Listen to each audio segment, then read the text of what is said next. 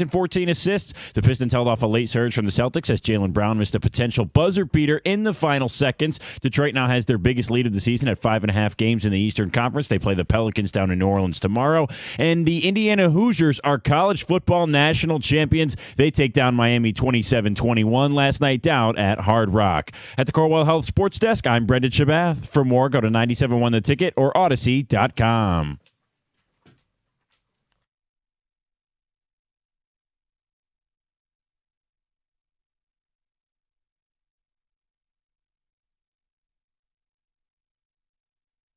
Good morning. The Hoosiers are national champions. The Pistons pick up a win with a playoff atmosphere last night. Got everybody freaking out over the Lions' new offensive coordinator. We got John and Heather back. Greg behind the glass. Good morning on a Tuesday. Good morning. How are you? How was your? Well, I'm going to catch up on the weekend. How was your weekend? Mine was a little extended yesterday with MLK Day. So. We had a wonderful 3 days. How about yours? That weekend was good. Yeah? How's Stony? Stony's an adventure, man. It's awesome.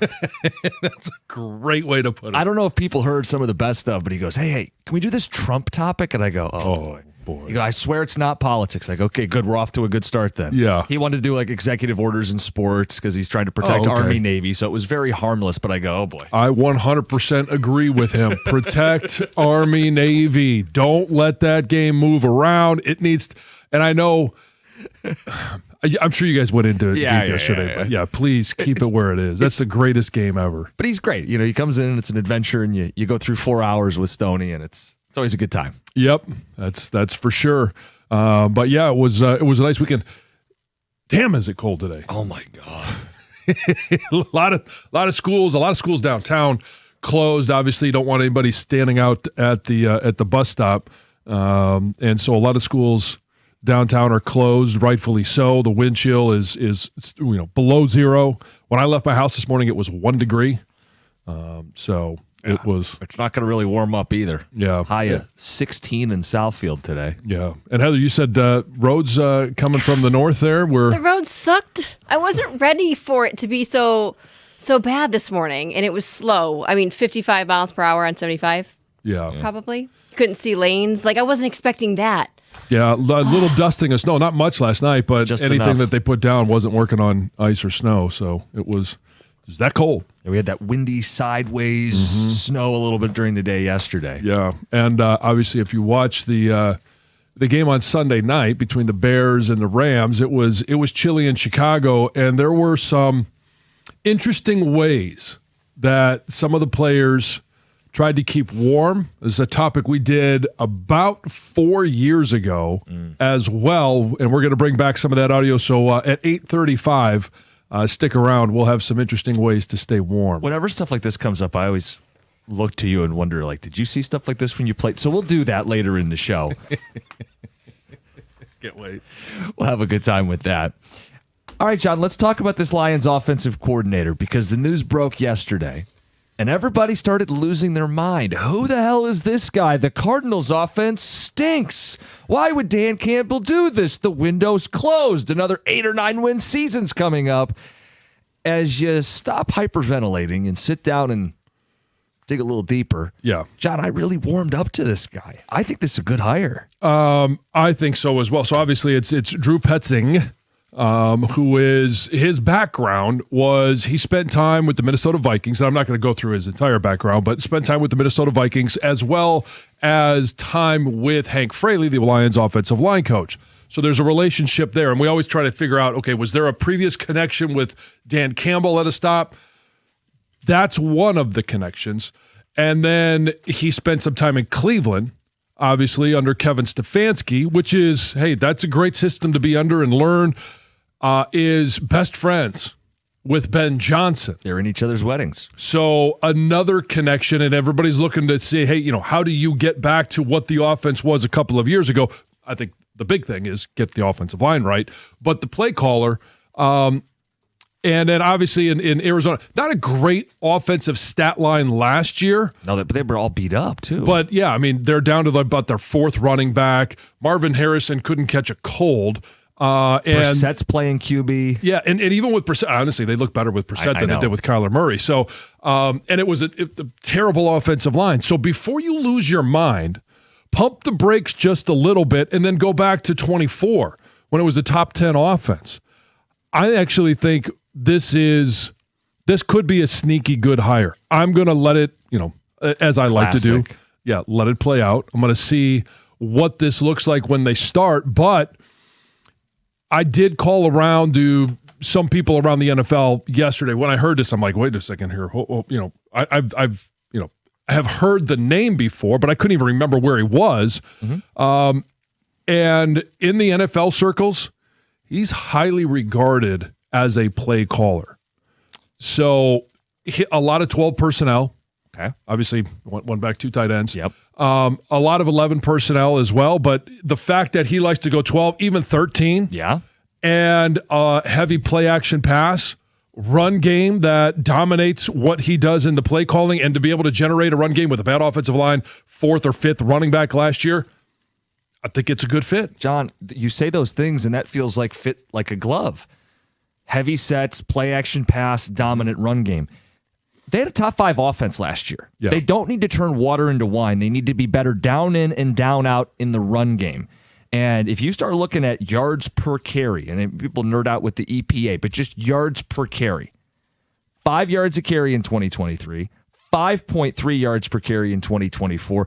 Last season, it fell off. Right. But I think they are more of the team that runs for 5 yards a pop. Even if you take Kyler Murray rushing out of it, they're running about 5 yards a carry in 23 and 24. Well, isn't that the exact thing we want to see addressed with this Lions team? Can you get to 3rd and manageable? Can you convert 3rd and 4th downs in manageable spots? Well, you're going to do it with a little extra beef on the field, and you're going to do it with the more creative run game. So I really do think this is going to make sense. The Fraley connection, so you have the synergy with the offensive line. It's not a sexy name. It's not Mike McDaniel, who reportedly they didn't think it was a good fit. They liked him, but didn't think it was a good fit. Fit was most important because they need to emphasize specific areas offensively, and this guy addresses it. Yeah, and it's like you mentioned, this was a good offense last year. Wasn't the same offense that we saw obviously 2 years ago or 3 years ago, but especially when Dan Campbell started calling the offense, you got J-Mo more involved. The run game was there, but not. It was hit and miss. And I don't care. I mean, you could have the almighty call in plays, but if you can't address the offensive line, it doesn't matter. Right. So we're sitting there looking at Petzing and saying, what did he do last year? What did he do in previous years? We're trying to figure out, is this a good fit? Is it not a good fit? The fit needs to be fix the offensive line, and then you could start talking about play callers and their effectiveness. Every play caller is going to look better with a great offensive line because you get stuff blocked up front. All of a sudden, you got a crease over here and you got time to make a throw over there. Yeah, great offensive line. I don't think it's a coincidence that Ben Johnson had so much success this year bringing in 3 brand new offensive linemen in the interior for Chicago. And it's no surprise Detroit took a step back, losing interior pieces on their offensive line. You need to address. The O-line will make an average play caller good, a good play caller great. And just look at the recent history of the Chicago Bears. When Justin Fields was their quarterback, running for his life. 2 years ago, Caleb Williams, as a rookie, running for his life. One of the most hit quarterbacks all season long. And then this year, now, yeah, okay, you could talk about the development of Caleb Williams. Yes, it's year 2. He is a mobile quarterback, but was not under duress. There was a lot of times where he had plenty of time, even in that game against the Rams, plenty of time to sit back there and throw interceptions. It wasn't the fact that he was under pressure. Did you get a kick out of it as much as I did? Oh, I did. Good. Yes. So it was, it was a fun game to watch. Yeah, OT. And, I don't know how much you guys talked about the Bills and the overtime. Quite a bit, but go ahead.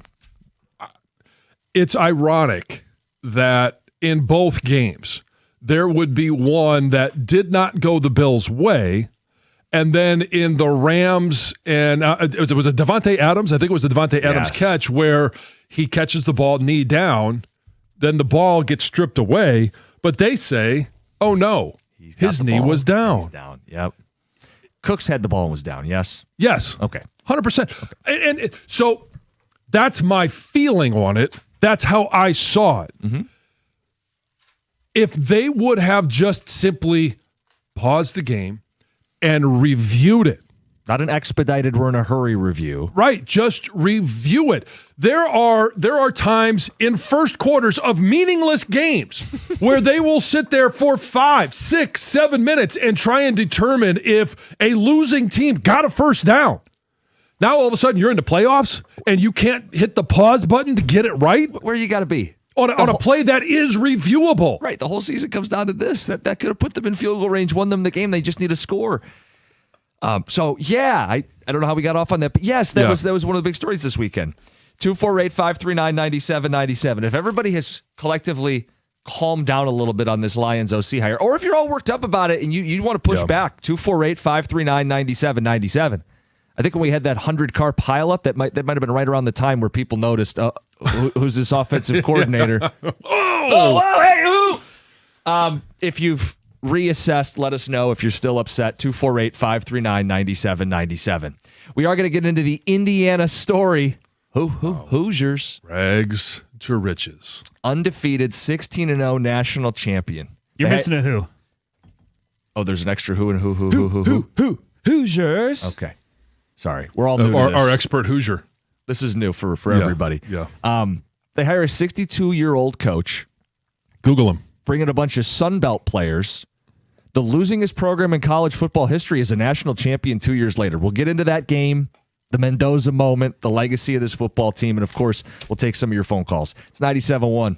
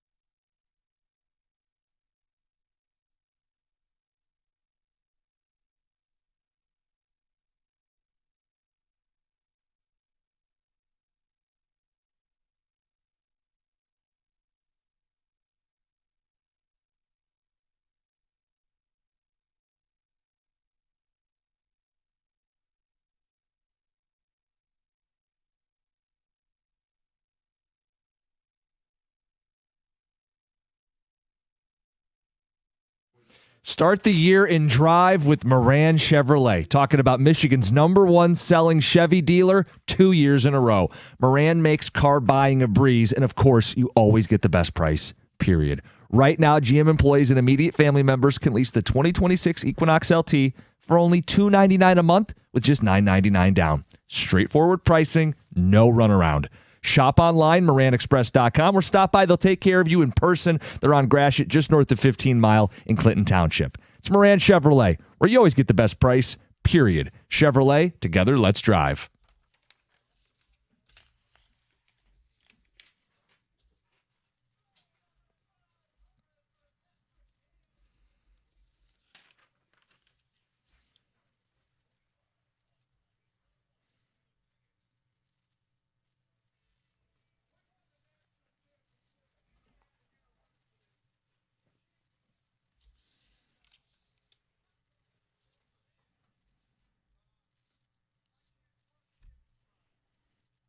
No, they can't. Curt Cignetti, Hoosiers national champions. You're talking about a team that was the losingest program in college football history. They hire a 62-year-old coach who you had to Google.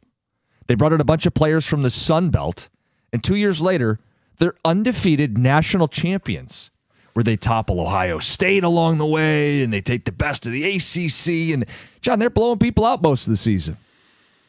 It was really fun to watch. And I know, especially when, we do have some Hoosiers fans. I talked about one of Ruby's, high school basketball AAU teammates.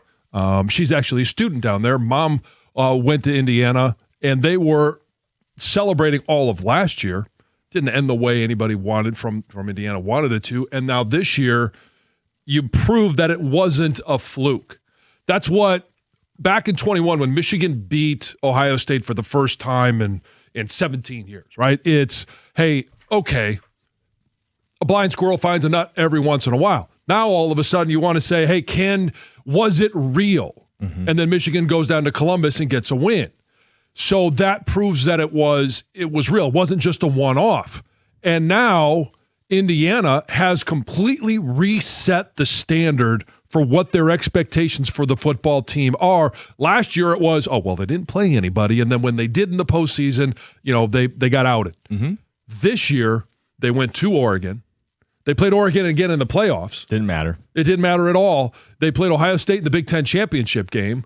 And then you talk about all of the teams that they played throughout the course of the postseason, ending with Miami. And I was dumbfounded as I'm watching the pregame show.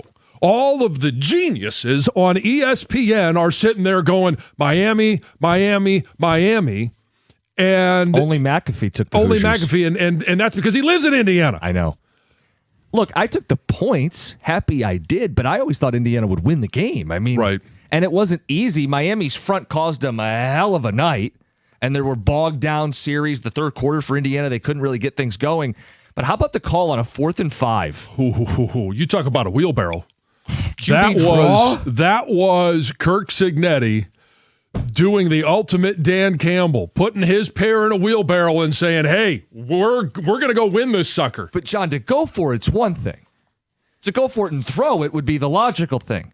To go QB draw everybody off kilter, and he goes in the end zone. Well, you go earlier in the game, and it's 3rd and 8. And all of a sudden, hey, they run right up the middle for 16 yards. At least expect it. That's where the beauty of what Curt Cignetti, okay, you got to have the players first and foremost. And they've gone out and they've done what everybody does right now, and they have found a way to pay enough guys to be competitive.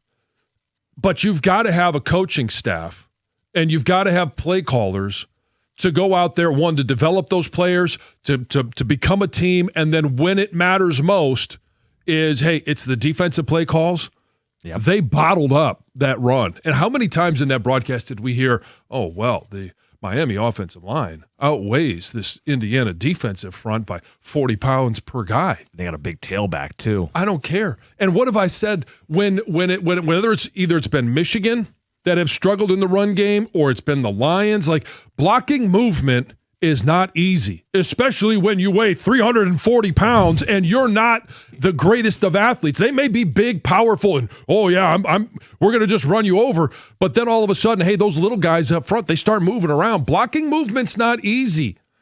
And I tell you what, that Indiana defensive front, along with the play call on 4th and 5, how appropriate though. Hey, Fernando Mendoza, we're here because you brought us here.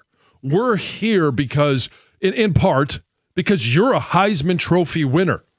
So we're going to live or we're going to die by our Heisman Trophy winning quarterback. They put the ball in his hands. Great play call, but it wasn't an easy run. No, and John, you also said we're here, literally here in Miami, Right. where you grew up, where they didn't offer you a walk-on spot, and you deliver the knockout blow in a signature moment for a signature season.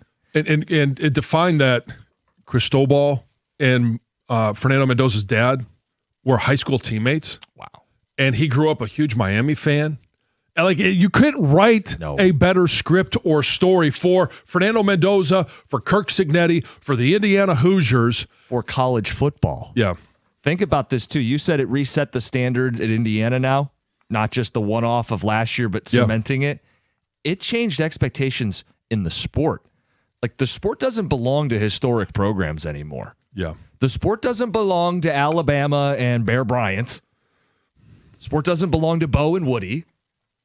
The sport belongs to anyone any given year. Yeah. I think that message percolates. Like, that is Indiana's legacy. There will be shows today that do, are they better than 19 LSU? Right? There will be shows trying to compare them. Oh, yeah. Their legacy is they busted this thing wide open.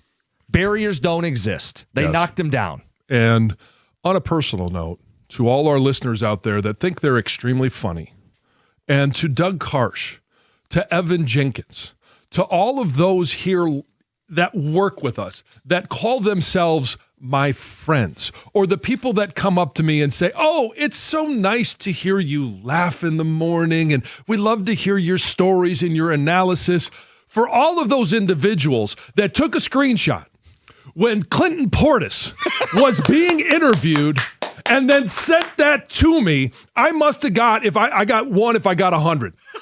It was bizarre. My phone I'm having a very nice day with the family yesterday, and then all of a sudden my phone, ding, ding, ding, ding, ding, and my, the DMs on my social medias. You guys are all jerks. Every single one of if you sent me a screenshot right now, I'm calling you an absolute jerk. It's an old bit. John hates Clinton Portis. Duh, we know. Let's move on. I know, but the amount that it was, I could not stop laughing. When that happened, I literally got over 100 messages, whether it's text or DM. So thanks for thinking of me. Incredible stuff. Let's get to Heather with the news.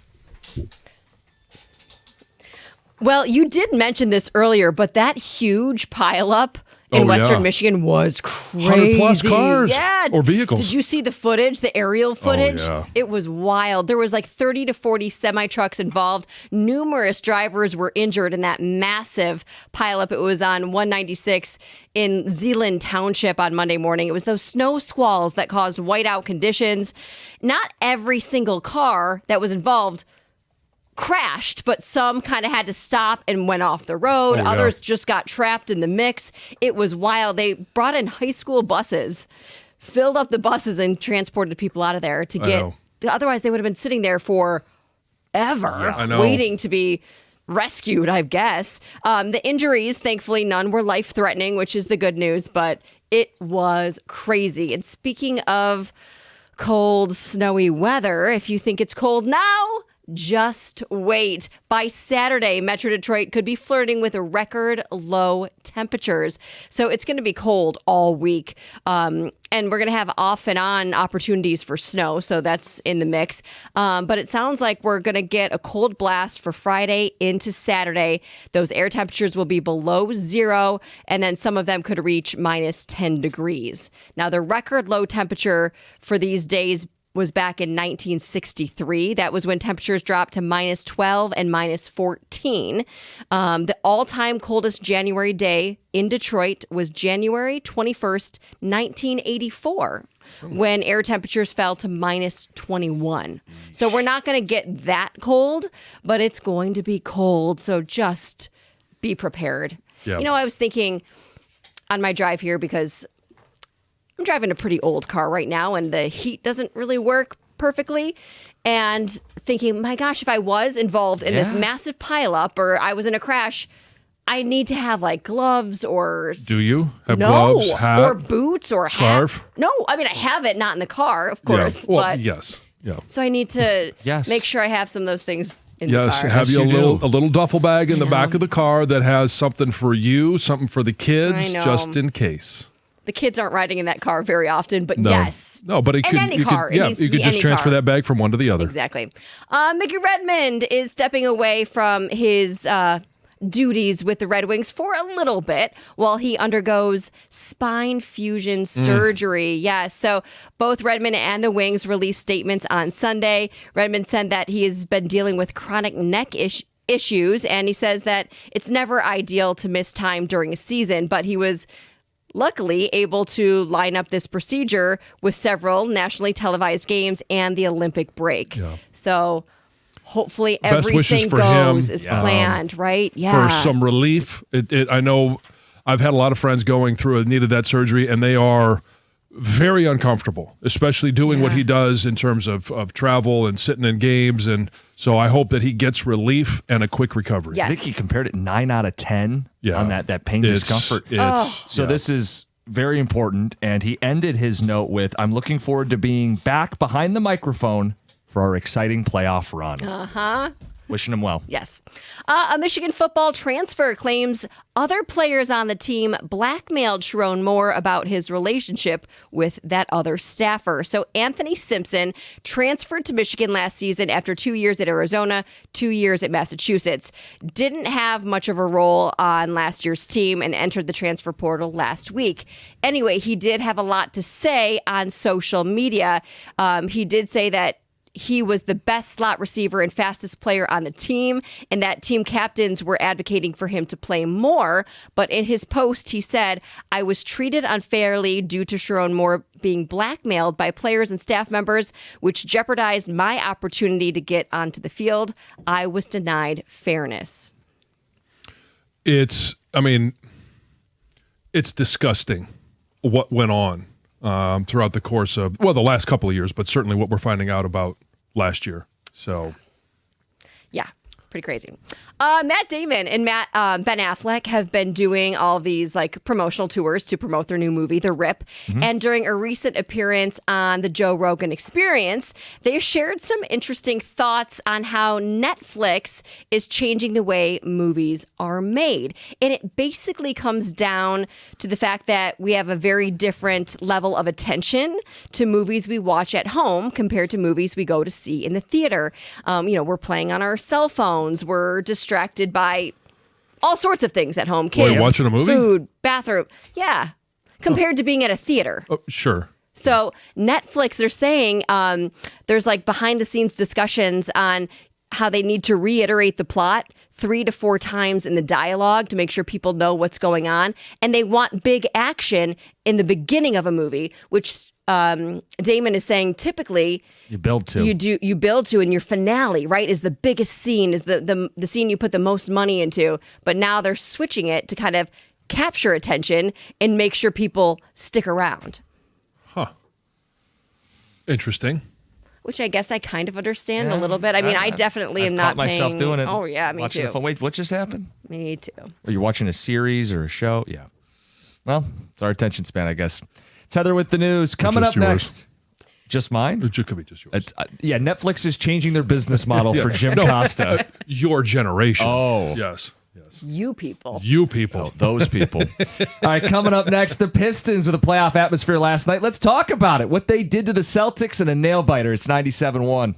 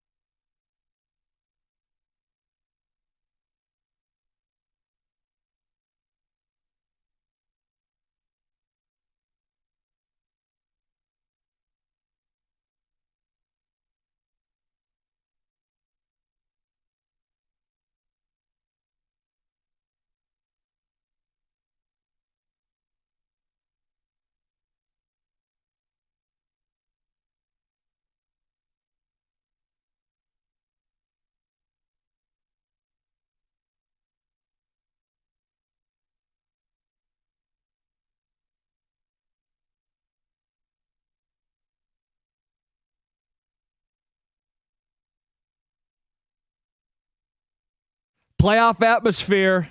Players said this one meant more. George Blaha on the call. Little Mason action in the background. Pistons winning at the buzzer. They beat the Boston Celtics, take the season series with Boston, and continue to grow their lead as the 1 seed. John, we are at the midpoint, 41 games into the NBA season, and the Pistons keep making these statements. Nobody's better in the East. 5.5 game lead over the Boston Celtics now, head-to-head competition. And when you hear the players talk about this one means more, like that's what the mindset was a couple Monday nights ago when they played the Knicks. Yep. And I don't know what the Knicks were thinking. Maybe they were thinking the same thing, but it didn't show. Obviously, Boston was kind of thinking the same thing. And when it comes down to it, our star, even though our star wasn't the leading scorer, I think the biggest difference in Cade Cunningham's game this year is the fact that he had 14 assists, and we've seen that, but it was paired with 0 turnovers. Yeah. And when you're talking about a 1-point game, it's the difference of that one critical turnover at any point during the game, but certainly at the end of the game, but being able to, hey, if your shot's not on, or if the game isn't coming to you to be the leading scorer, how do you distribute it so that others are? Duncan Robinson finally on.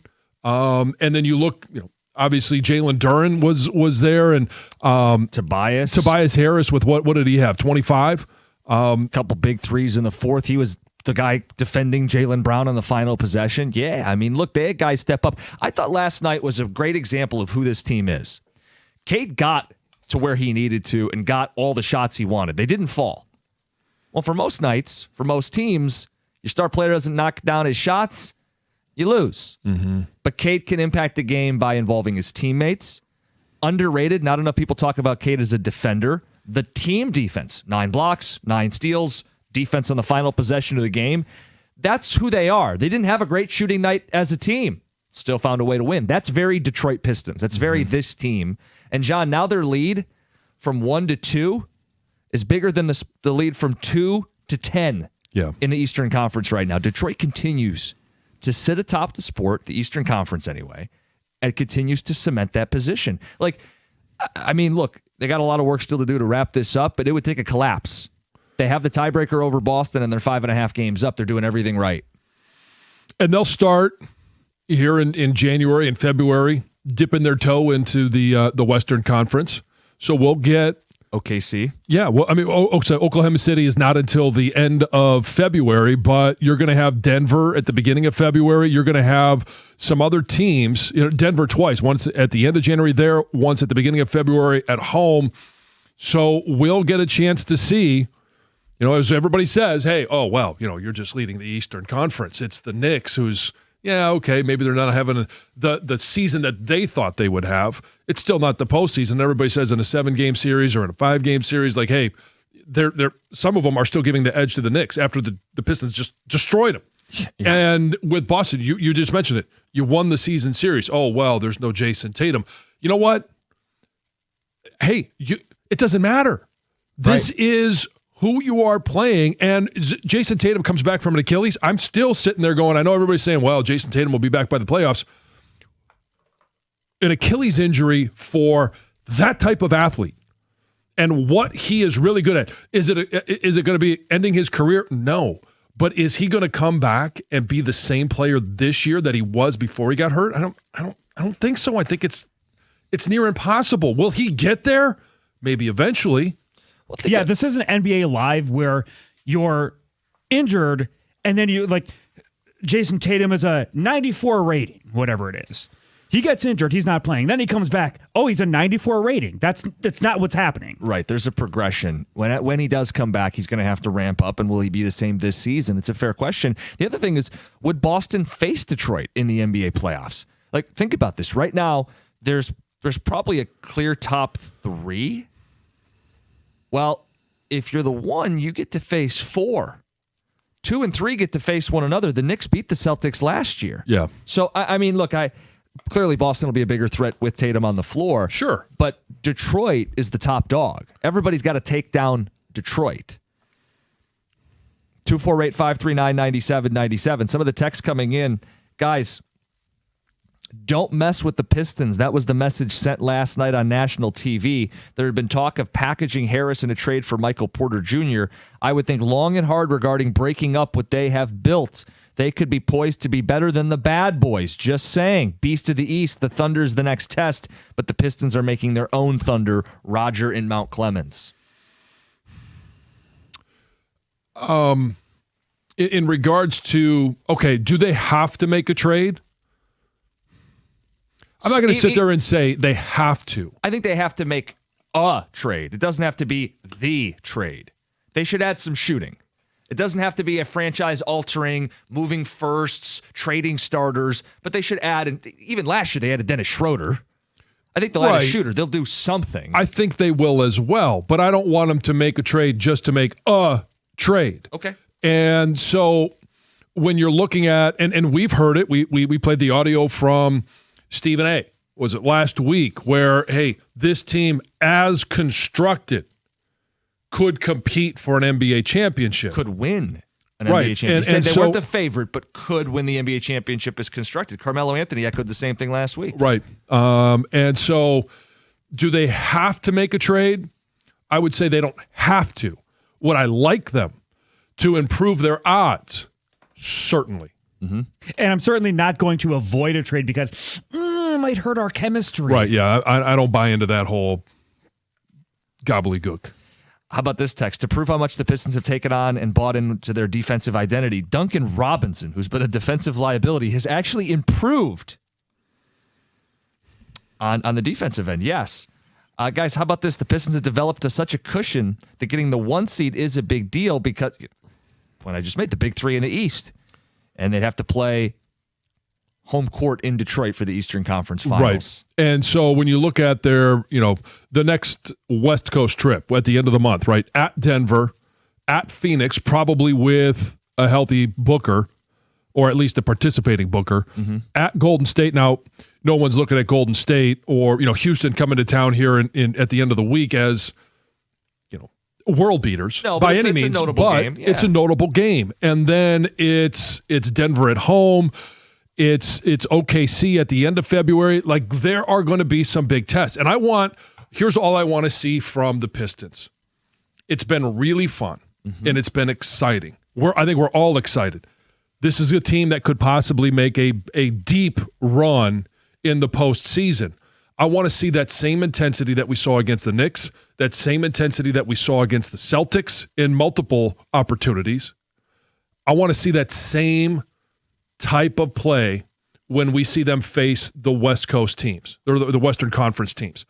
And win or lose, all right, doesn't matter until you get to the postseason, and you're only going to play one of those teams when you get to the NBA Finals, if you get there. Yeah. But I want to see that same intensity. And you know what makes me believe that we will? It's because they keep doing it. Yeah. Doesn't matter who they face. That's a good point. 248-539-9797. Make some room for you on the phones. We'll collect some of the texts from this first hour of the show. You guys have a bunch of feedback we need to get to. And if you watch the NBA playoffs, not the NBA playoffs, if you watch the NFL playoffs this last weekend, you may have had a similar takeaway than the one I did. You feeling the same way about Jared Goff? We'll get to that next. 97.1. Hey, stop waiting for a breakdown in the cold. And boy, it's cold outside today. Take a time out and call Mastercraft Heating, Cooling, Plumbing, and Electrical. They'll do a complete furnace checkup to make sure it's running properly and safely. Right now, it's only $79 per unit. That's $30 off the regular price. So give them a call today because spots fill up quickly, especially in cold temps. So call them early. And don't forget, Mastercraft does plumbing, electrical, and installs generators as well, all at discounted prices. So do it now. More information is available on the web at mastercraftheating.com. That's mastercraftheating.com.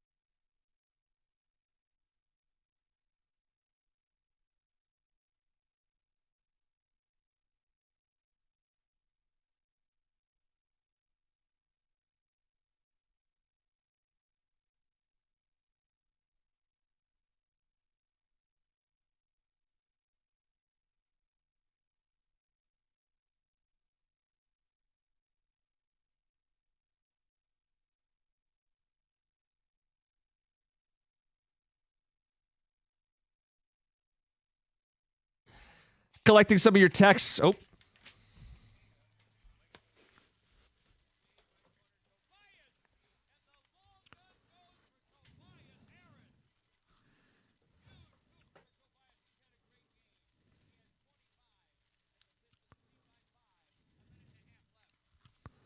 Blaha on the call. Tobias Harris, couple threes in that fourth quarter. Not a night where the Pistons shot well, but they made 4 threes in that fourth quarter. Cade Cunningham, 0 turnovers on a night where his shot wasn't falling. He fell back on his defense. The team played defense, and they beat Boston in a playoff-like atmosphere at Little Caesars Arena. We got texts coming in, want to collect some of the best from this hour, and then we'll get into a Jared Goff conversation. Do you feel the same way I do after watching the NFL playoffs this weekend? Text says, all in on the Pistons. Make a move for Michael Porter. Tobias and Ivy and whatever capital needed to get it done. Then throw in Malik Beasley as a free agent signing. You've added shooting. No matter what happens, Beasley should be considered a trade deadline acquisition, Brian and Downriver. Guys, the perfect trade candidate is a stretch 4, could come cheap. Kristaps Porzingis. Can't believe no one's thrown that name around. Pistons fans are feeling awfully cocky for a team that hasn't won a playoff series. Focus on making it out of the first round before you claim you're the top dog. You can enjoy it, but don't put the cart before the horse. Signed, Steve. Just enjoy the moment. I know, man. Just enjoy the moment. It's a 5.5 game lead. I don't care if there's, if Halliburton's out, if Tatum's out. Like, this is, we talked about at the beginning of the season. This might be a year, and it might be early. The fact that they're able to steal an early year in the progression of this team, do we think that this is the best that this team is ever going to be? Nope. No, the best years, I think, are yet to come. And so if you can have a season like this. Look, they got a taste of the playoffs last year. They won a couple playoff games last year. They're better for it, and they've been better for it. You could see them rise that intensity in spots this month. Right, 2 weeks ago against the Knicks, last night against the Celtics, and big picture, they're on a 62-win pace. The lead from 1 to 2 is 2 to the play-in. They're distancing themselves from everybody in the East. And if you think the East is bad, fine. I'm not going to complain if the Pistons win a bad East and play for an NBA championship. But yeah, even if we're just taking it one step at a time, last night was fun. If you were at Little Caesars Arena, a tense, close, competitive basketball game that the Pistons continue to win on a night where they weren't shooting well for most of the day. Mm-hmm. Some of the other texts coming in on Indiana, the Hoosiers. Congrats to Indiana, but this whole redshirt senior thing has to stop. Their average age is over 23 years old. The Green Bay Packers' average age is 25. It's insane. It's almost an NFL age team playing for the national title. I say this as someone who's all in for Indiana. So, I mean, you can bitch and moan all you want about what college football has become. That's just one of the things. And Kirk Cignetti has just identified that as an advantage. And he's gone and built his roster as such. Are we really celebrating Indiana for repping everything that's wrong with college football? Come on, get off of it. Are you kidding me? For repping everything that's wrong? Are you upset because Mark Cuban has donated money to him? Did we not celebrate when Bryce Underwood decided that he was going to stay home because he was got a huge payday? This is college football. I don't particularly care for it, but that if I say that, it's you're so old. Yeah. Well, won't someone think of Alabama and Georgia?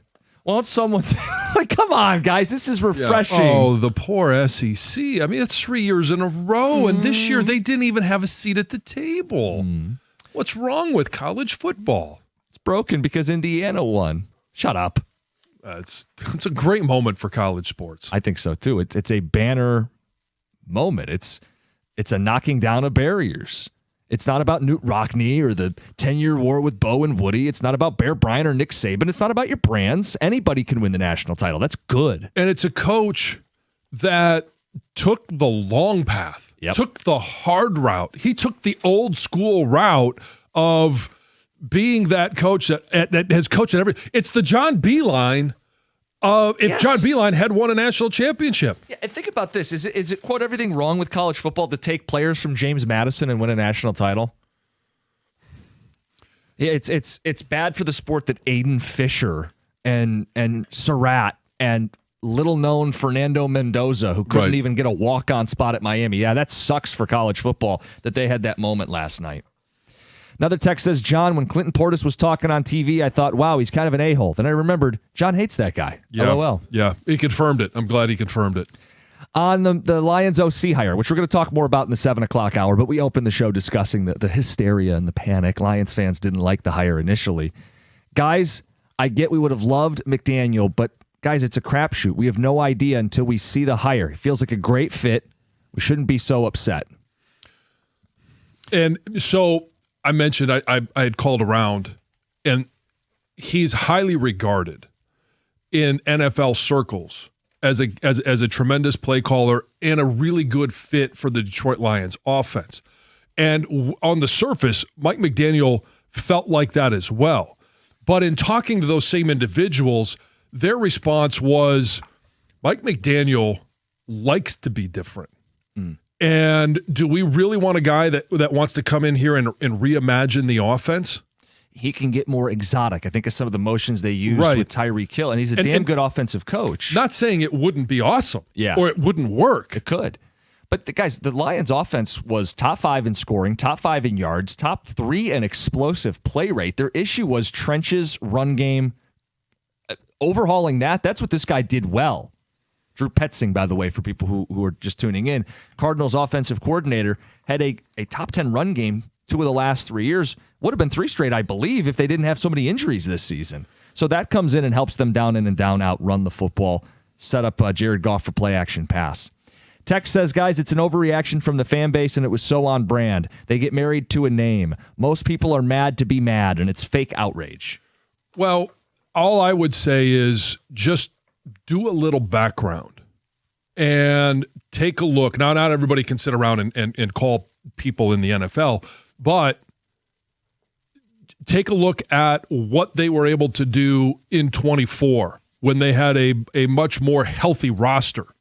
I think that's a better indication of what Petzing can do with when he had a healthy James Conner. Like when James Conner went down, it completely changed everything that this offense was going to do. And I'm not a huge fan of Kyler Murray to begin with. No.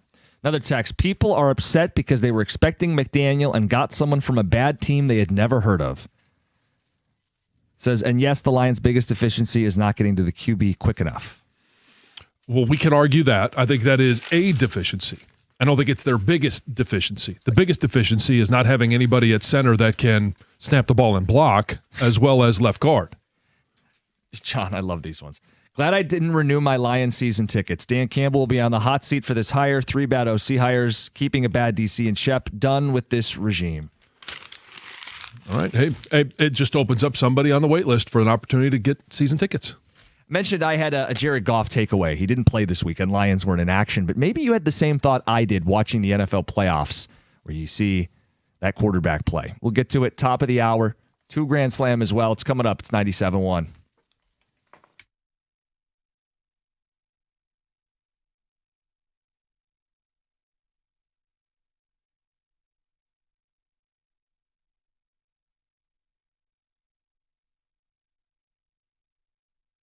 Pistons versus Celtics last night, and you know the Pistons won again. 104-103 the final as they took down Boston for the 3rd time this year, winning the season series. All-star starter Cade Cunningham had 16 points, 14 assists, and 0 turnovers as he battled with Boston's Jaylen Brown, who had 32 points and 11 rebounds. Cade said after the game, the back and forth with the opponent's best player is always fun.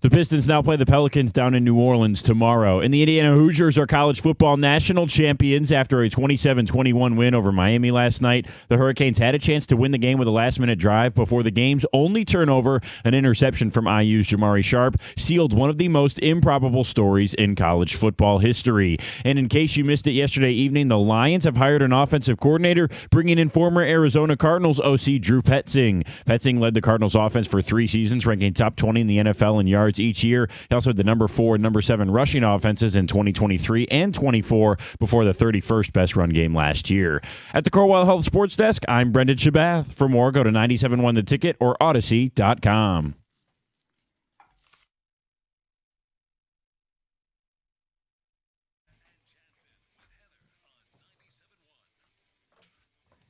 Got the 2 Grand Slam coming up at 7:25. Your chance to win $2,000. Good morning, 97.1. Jim Costa, John Jansen, Heather Park. We've got Greg behind the glass today. Let's talk more about that offensive coordinator hire that everybody's freaking out about. 7:35 this morning. We'll get back into it. Watching the NFL playoffs last weekend, I had a Jared Goff take that I wanted to share with everybody. Jared didn't play, but if you watched quarterback play over the weekend, you may feel the same way I do. We're too hard on him. Collectively, not pointing any fingers at any member of the show.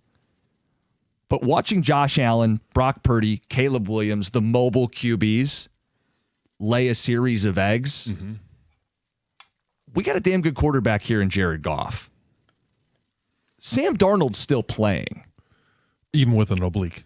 You support Goff with an offensive line, you'll be playing in the NFC title game and beyond.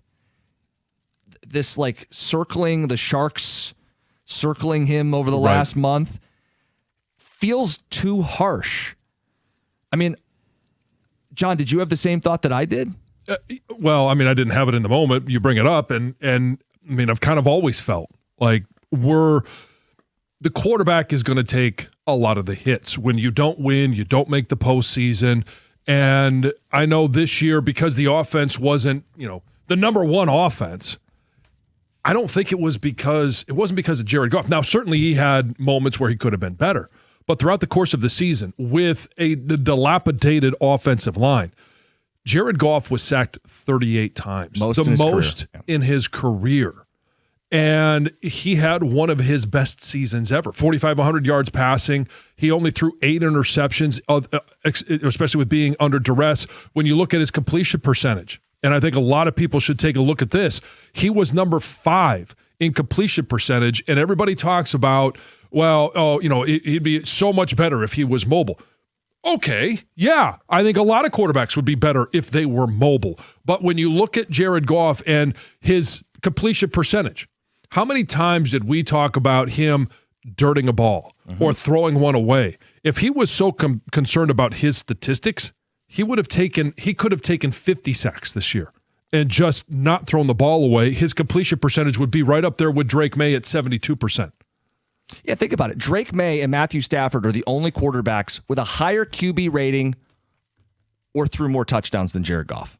And so we don't talk about we had one of the top 5 QBs statistically in the league.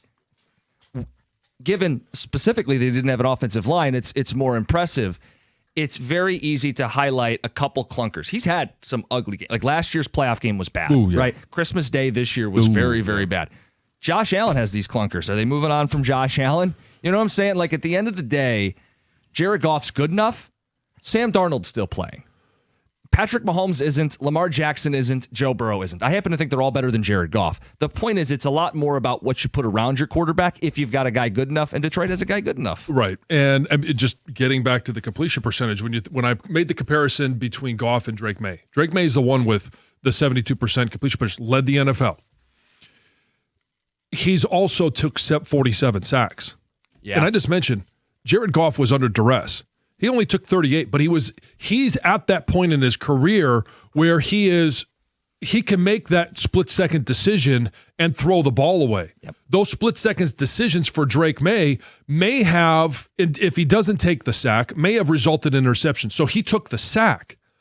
And I think as Drake May goes, that completion percentage will probably come down a little bit, as well as the sack total, because he's just confident enough to throw the ball away or make that decision. There is mobile quarterbacks, and and they operate at a different level because they are able to escape the pocket, and maybe they have a cleaner view. They extend the play, maybe they get a couple more completions, or they throw the ball away when they're outside the pocket. Jared Goff, one of his things that he does at an elite level is processing what he sees. Yep. And so the speed of the game, everybody talks about playing fast. He plays fast without having fast feet. Yeah, I say that's a disconnect with people. Right, 'Cause they because see the he physical. processes things so quickly. Well, they see the physical, they don't always see the mental. It's buried a little deeper. Do you feel like collectively the fan base is too hard on Goff? Because at one point I was the Goff hater. And now I feel like because things have swung so far one way, I got to be the Goff defender and say, guys, well, he's not Josh Allen. Did you see what Josh Allen did? Well, he doesn't have the physical skill set that Caleb Williams does. Do you see Caleb Williams throw 3 picks? You know what I mean? Like, I think it's gone too far. Yes, and I think I don't necessarily know that people are too hard on, because I think there's a great divide. And we talked about what type of skills would you like to see in your quarterback, and where does a mobile quarterback fall in regards to the skills that you want to see in your quarterback. And there are people that just see having the mobility, the ability to pick up first downs with your feet on a regular basis, not once or twice a year. We saw Jared Goff do that, 3 times this year. Yeah. But it's that ability. And I don't think you're going to convince those individuals that's not an important trait. They're dug in. Yeah, they're dug in. Their heels are dug in. And until they have a quarterback here that can run around, they're going to just sit there and simply say Jared Goff isn't good enough. They've made up their mind, which is so funny because 2 years ago, this team was in the NFC title. They're playing this upcoming weekend, right? Mm-hmm. And Jared Goff chants were supermarkets and everywhere, bowling alley, wherever. Yeah, Wings games, Pistons games. Yeah, that same guy couldn't run and take off and go 25 yards down the field with stride. Yet he was good enough then. Mm-hmm. Well, what changed? See, the Lions' offensive line was really good, and he played well enough in that NFC title game to play in the Super Bowl. So what changed? He's not going to get any more fleet of foot. He's not going to get more nimble or more athletic or more dangerous and elusive out of the pocket. But watching guys who are more elusive and dangerous outside the pocket make dumb decisions repeatedly over the weekend, I thought, boy, people got it all wrong. That's not what's going to keep him from winning a Super Bowl, is that he's not mobile enough. No. And I mean, I think the Lions simply just got away from their basics, from what got them to this point. Because you see Ben Johnson go to Chicago. What does he tell Ryan Poles? I don't care how you do it. I need an offensive line. Well, right. So some of the text coming in, 248-539-9797. Who knows talent better, McVay or the station? Case closed. Okay, so if we're going to do this again, right? Go back to if we had Matthew Stafford right now, we wouldn't have had the 2 first-round picks. Like, we had to have a hard reset. It's the same thing that we talk about when whoever takes the Pittsburgh job, they're going to have to at least have the conversation of trading TJ Watt, because they need a hard reset. They need an influx of young, really good talent. The Lions got that. Yeah, they had to give away who's going to eventually be maybe a 2-time Super Bowl champ, maybe more in the future. Who knows? But and probably the MVP this year. I don't know what his point is. Stafford's better than Goff. No one's fighting that. McVay certainly isn't, because he made the trade, and we're not as a station fighting that. Stafford's better than Jared Goff. But is your point that you just can't win with Goff, that McVay has made that declaration, so now it's not possible? Look, if they can't win a Super Bowl with Jared Goff, that says more about Brad Holmes than Jared Goff. I agree. 248-539-9797. Some more feedback coming in. Guys, think about it. Who's still playing right now? Who are the most mobile quarterbacks in the game today? Lamar, Josh Allen, they're not playing. Stafford and Darnold are. That's Dave and Warren. That's a good point. Mm-hmm. Look, mobility is a nice added trait. And it's starting to become standard with all the quarterbacks that come out, right? It's kind of like a new feature in cars. The heated steering wheel was once the phenomenon. Now it's in every car. It's a standard operating, it's no longer a perk. It comes with the car. But Goff's a bit of a throwback. His car doesn't have the heated steering wheel, but it'll get you A to B. Yeah. And I mean, we look at, Sam Darnold. I think that's a great comparison. Obviously, first year with the Seahawks. We saw what he did last year with Minnesota. And I mean, this game between, I think this will be a very entertaining weekend with Matthew Stafford playing against Sam Darnold. Yeah. Do we think Sam Darnold is in the same league as Matthew Stafford? No. And yet he's favored playing at home In the NFC Championship to game. go to the Super Bowl. If Darnold's playing and Mahomes isn't, we're too hard on Goff. 248-539-9797. Does that make sense to you guys? Do you feel the same way? Let's get to Brian in Detroit. Brian, good morning. Jim, I love you, but you delusional. You went to golf 2 years ago. Jim, how about last year when he played in the playoff? You skipped over that. Yeah. No. He said it. No, I said it. He said it. He was bad in that Brian, Washington game. He played like Josh Allen. He turned the ball over too much. He played like C.J. Stroud. He played. He played like all these guys who weren't any good in the playoffs last week. Josh Allen, and Williams are in the playoff. Golf is not in the playoff. Last time he was in the playoff, he was horrible. Don't act like golf is. Everything has to be perfect for golf, Jim. And in the NFL, everything is not going to be perfect. So Explain Sam Darnold. Explain Sam Darnold. I don't have to explain that. We're talking about golf. Don't go to no. How about golf? The last time he was in the playoff, man, he was terrible. So we're only going by what you did most recently. Okay, then Josh Allen's a bum, and C.J. Stroud should be cut, and Brock Purdy's not a franchise quarterback. And Lamar Jackson can't even get to the postseason. I'm not. The point is, things have to be too perfect for golf to be great. That's the point. So don't act like he's some outside of everything being big. Brian, you know what this sounds like? Top 10 quarter. Hold on, Jim. If everything's perfect, he's a top 7 quarterback. If it's not perfect, he might be the worst in the league. No, that's an overreaction. man. Brian, you know what this sounds like to me? This sounds a lot like the Stafford calls I used to take from you. What? Did Stafford win here? You like Doug and Gator. No. Brian, let's not move this. You used to call this radio station and other stations I worked on. No, hold on. I let you talk. We're going to go back and forth. And Stafford wasn't good enough, and Stafford this, that, and the other, and he was good enough. Now, Goff's not as good as Stafford, but I'll tell you, Goff's good enough. Are we going to do the same thing here again, Brian? Jim, or are we going to blame the team and the support around the quarterback? Did Stafford win the Super Bowl here? When he was on a good team, he did.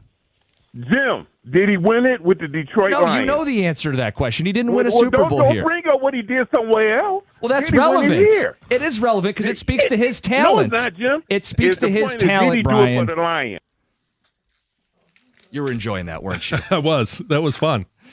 We're up against it. Brian, love you.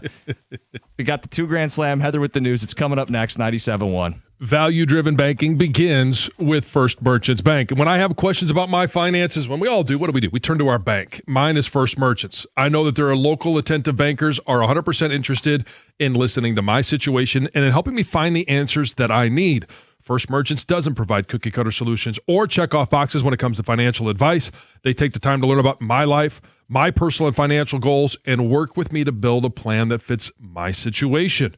And it is an ever-evolving plan, and they're there every step of the way. That's because First Merchants Bank really cares. They see me as a person, not just as a number. They're going to do all they can to help their customers and communities succeed. And when we're talking about communities, you can count on that, since First Merchants Bank is staffed by local bankers who know and are passionate about the needs of the local community, because it's their community as well, and we all have to work together to help it continue to prosper. To get started on your personalized financial solution today, you can visit them at firstmerchants.com. That's firstmerchants.com. First Merchants Bank, helping you prosper. Member FDIC.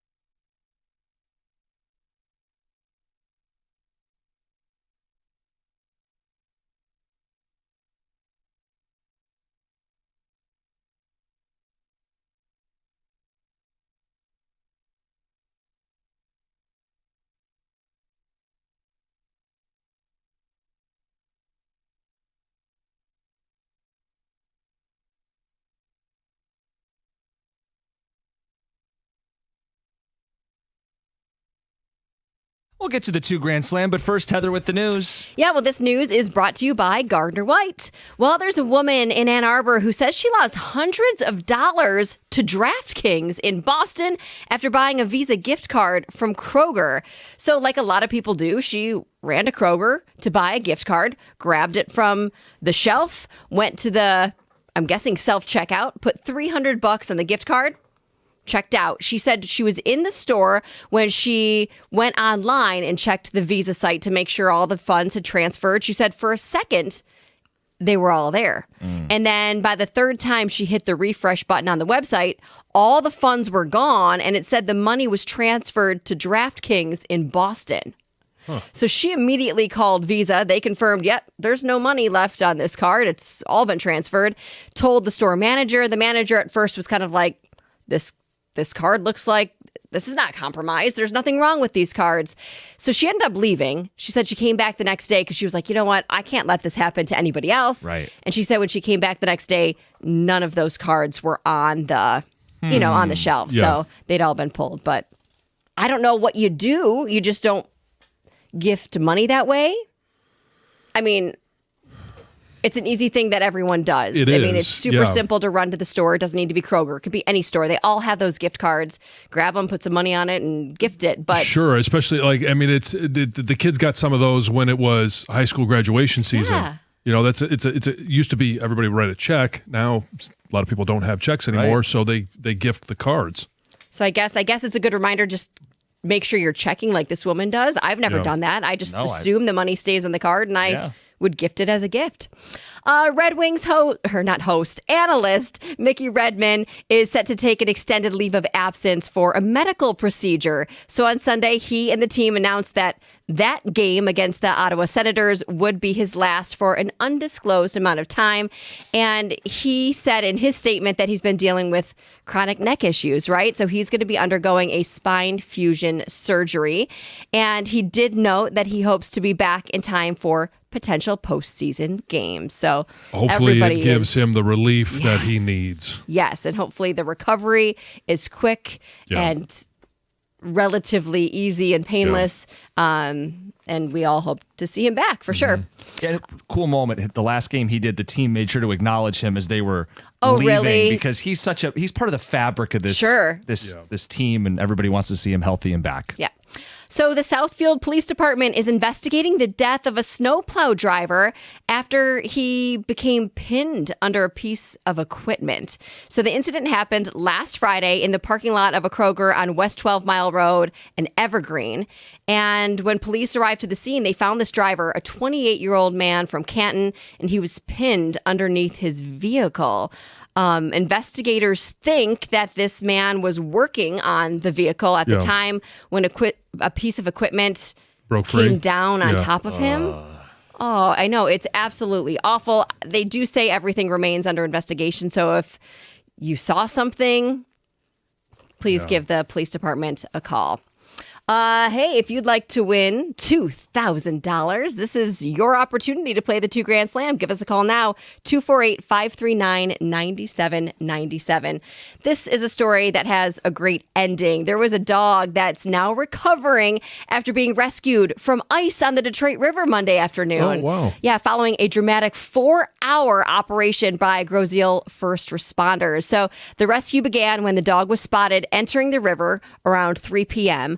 Police were called. First responders got out there. They deployed a drone. And at that point, the dog had kind of climbed up onto a sheet of ice about 350 yards from the island and was just kind of hanging out there. But as they sent the drone, they were hoping the drone would like lure the Yeah. dog back, but it kind of sent the dog further. So firefighters attempted to walk on the ice, but that was way too dangerous. So they said, nope, we're going to end that. So crews brought in an airboat, and basically rescuers say the dog just continued to run further and further out on the ice, but they were able to get him back. They say what helped is that he kind of fell through the ice a little bit and his paw got wet, and then it got stuck to the no. ice, Oof. which prevented him from running any further. Yeah. And they were able to rescue him. He is home safe, but police are saying, hey, this is a good reminder to make sure your dogs or your pets, if they're outside, they're enclosed, they're safe, they're leashed, they can't escape. This dog did have a fenced-in yard, but there was a little hole that he was able to scurry out of. So just be careful out there. Finally, Michigan gas prices are up 15 cents per gallon from last week. According to AAA, drivers are now paying an average of $2.96 per gallon for regular unleaded gas. And the state's average price for that regular unleaded gas is actually 18 cents higher than it was the same time last month, but also 19 cents lower than a year ago. Most expensive gas will be found in Ann Arbor, Lansing, Saginaw. Least expensive, Traverse City, Marquette, and Metro Detroit. Okay. It's time for the 2 Grand Yeah. Slam.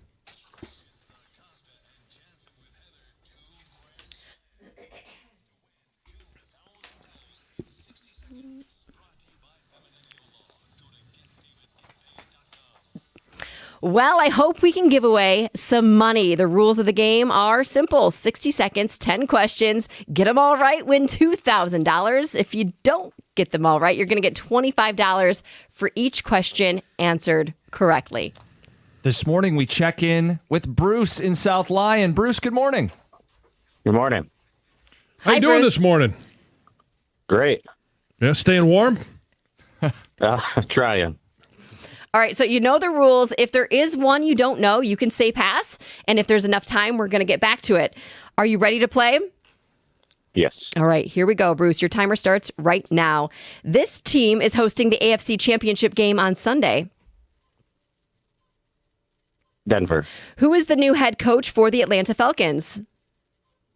Pass. What is the capital of New Hampshire? Montpelier. Who won the 2025 Masters Golf Tournament? DeChambeau. Who played Andy Dufresne in The Shawshank Redemption? Pass. Who is the leading scorer for the Cleveland Cavaliers? Pass. This band had the 1992 hit November Rain.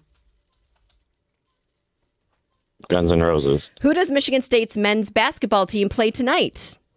Oregon. The New Jersey Devils were known as this team from 1976 to 1982. Ooh, pass. What is Michigan's third largest city by population? Grand Rapids. Who is the new head coach for the Atlanta Falcons? Got you with 3. Yep. 3, so it's $75. That was a tough one. That was tough, and it is harder. It They're not is. listening. Well, Bruce, we'll get you on hold. We'll get you your $75. Thanks for calling in. Thanks for playing, and thanks for listening. Appreciate it. Thank you. Want to go through these? Let's do it. All right. The AFC Championship game will be played in Denver. You got that one. Kevin Stefanski is the new head coach of the Atlanta Falcons. And he said Montpelier for New Hampshire. Do you guys know what Don't look at me. I don't know my capitals at all. Montpelier's the capital for Vermont? The other one. Oh, Yes, yeah. yes. Yeah. Concord is the capital of New Hampshire. The 2025 Masters Golf Tournament was won by Greg McElroy. Rory? No, you were Roy. Sorry, not Greg was on the broadcast. If Greg won the Masters, that'd be a huge story. yes.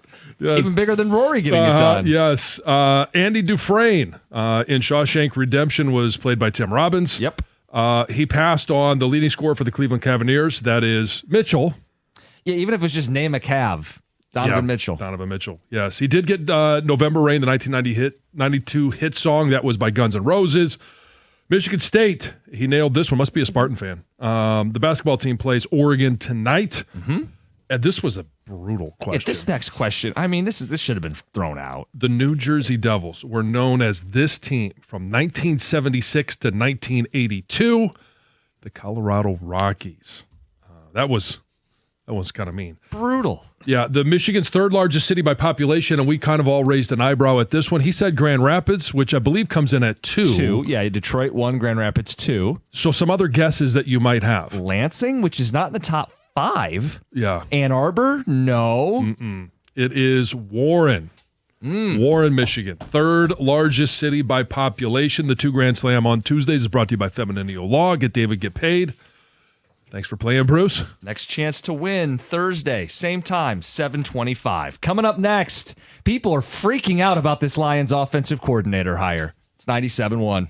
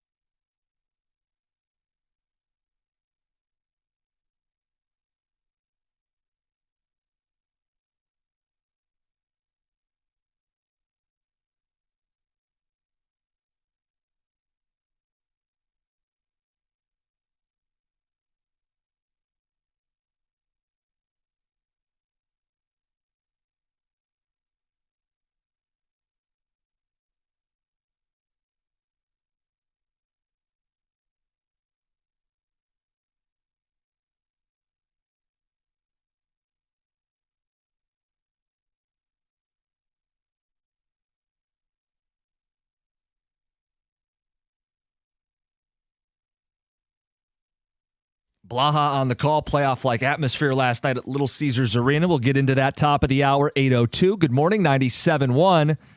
Who the hell is Drew Petzing? That's what everybody was wondering yesterday. Hysteria, hyperventilating. This isn't Mike McDaniel, John. Yeah, I mean, I even sent you guys that text, Drew Petzing with a couple of question marks. And so obviously it begs a little investigation. Mm-hmm. And on the surface, and I understand why people were losing their minds, right? It wasn't Mike McDaniel. It wasn't anybody that we had talked about. But once you start doing some of the investigation, and if you look at the numbers in regards to what he was in 24, you even look at the numbers of what he was last year with no James Conner. By the end of the year, no Kyler Murray, which to me isn't a huge loss, but a bad offensive line, a Marvin Harrison Jr. that couldn't catch the ball. Like, they were still an offense that was threatening to win some games. You go back to 24 and you look at what his style of offense is. A lot of 12 personnel, even some 13 personnel. We love our tight ends here, and they made an absolute star out of Trey McBride. Sure did. So you think, Sam Laporta is looking at this going, oh, man, all I got to do is get healthy, and I'm going to be a huge factor in this offense, and he should be. Should be. And then you look at all of those numbers, and I also did some calling around, did some people around the NFL. Quietly, he is very highly regarded as a play caller, as one of those up-and-coming guys. And I know he interviewed for the Bears position, head coach position a year ago, didn't get it, but one of his best buddies, Ben Johnson, did. So the connections of, Hank Fraley and Drew were, coaches together in Minnesota. He was with Kevin Stefanski in Cleveland, who we all think is a really good offensive mind. He is, he spent time with Ben Johnson. We always want to get back to the Ben Johnson thing. But you can hire anybody you want as offensive coordinator. The one thing I don't care who's calling plays, you've got to address the offensive line. But in terms of an OC hire, until you've been able to take a look and do a deep dive, I understand the question marks of didn't hear anything about this guy. Where is this one coming from? I think this is going to be a good hire. So what were some of the things people were telling you when you made these phone calls? Well, it's a good fit for Detroit. It's a good fit for this offense. And it's because he's got a, high-level run game.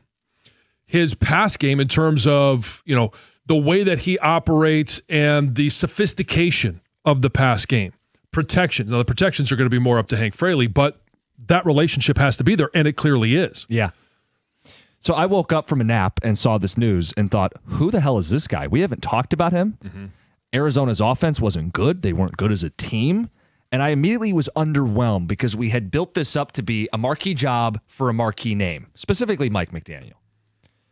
And after I took a deep breath and started to dig a little deeper, John, fit is clear here. Mm-hmm. The Lions offense doesn't need an overhaul. They're top 5 in yards, in points, in explosives. They need to be better run game down in and down out. And in Arizona, even if you take out the Kyler Murray runs, in 23 and in 24, they were 5 yards a carry. Last season, their running back room went through a rash of injuries. Their offensive line went through some injuries, and they were an average run game. But if I take the body of work in Arizona and I'm running the ball effectively between the tackles, if I can get the edge in the run game, if I can vary up the concept, something the Lions did a couple years ago and had a lot of success with it, if I can set up play action pass for Jared Goff, a lot of under center stuff, right? This Stefanski influence. I like that. That feels like what this team needs.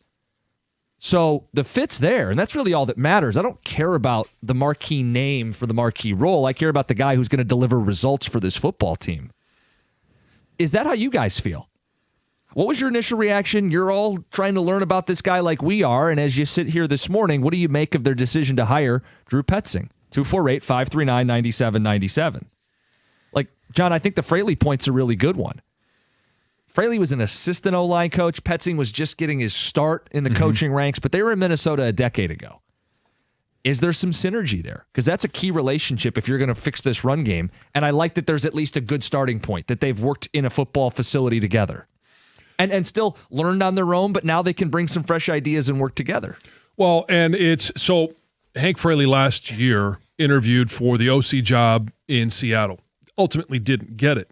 And I think one of the things that he is continuing to develop is one of the things I talked about with Petzing, the sophistication in the pass game. As a run game coordinator and as a guy that's going to develop the protections, that's where Hank Fraley really excels. But in terms of the sophistication of the pass game, you need somebody like a Petzing to come in, and it's the route combinations. It's how you get there. It's in working with that synergy that you talk about with Hank Fraley to develop not just the protection, the communication with the quarterback, but ultimately what's going on past the line of scrimmage. Yeah, that's interesting. When you Google and research and you're pulling up things on social media, Cardinal fans hated this guy. But how much of that is the Cardinals were just a bad team?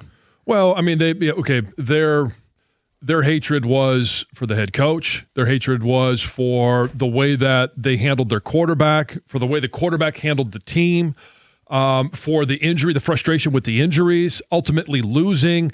They've got one of what we thought coming into the NFL was going to be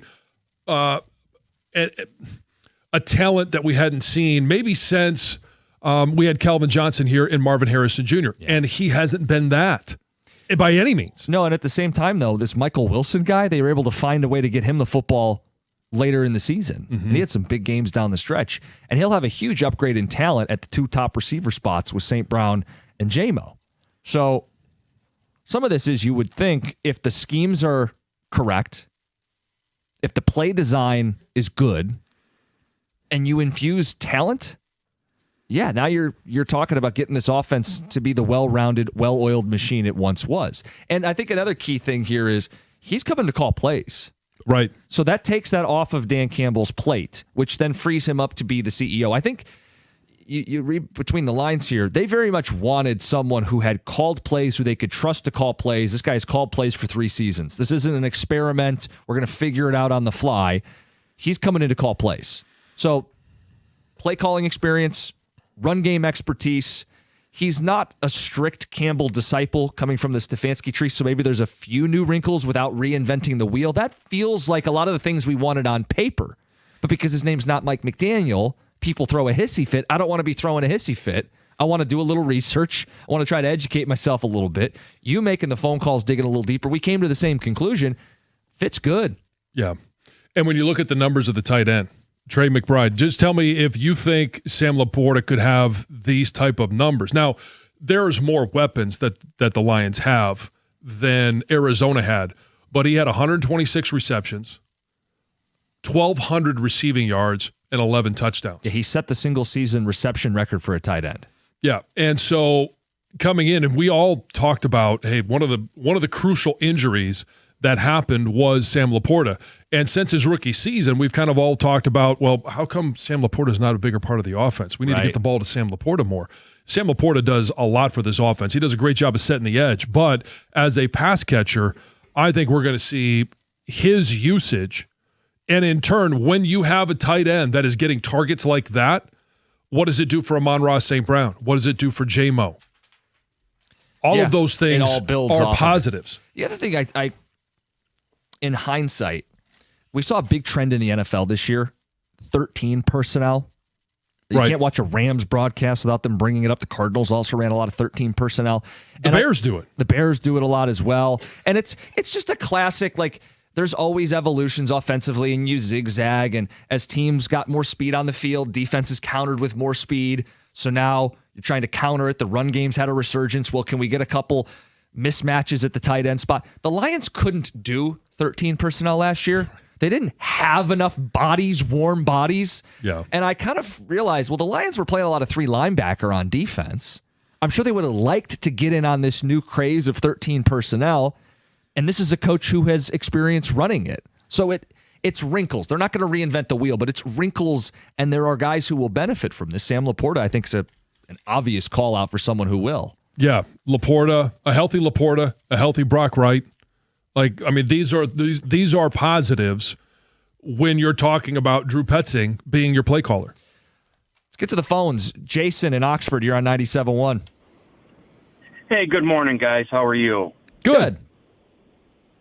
Hey, just what John, I kind of wanted to pick your brain and get some insight.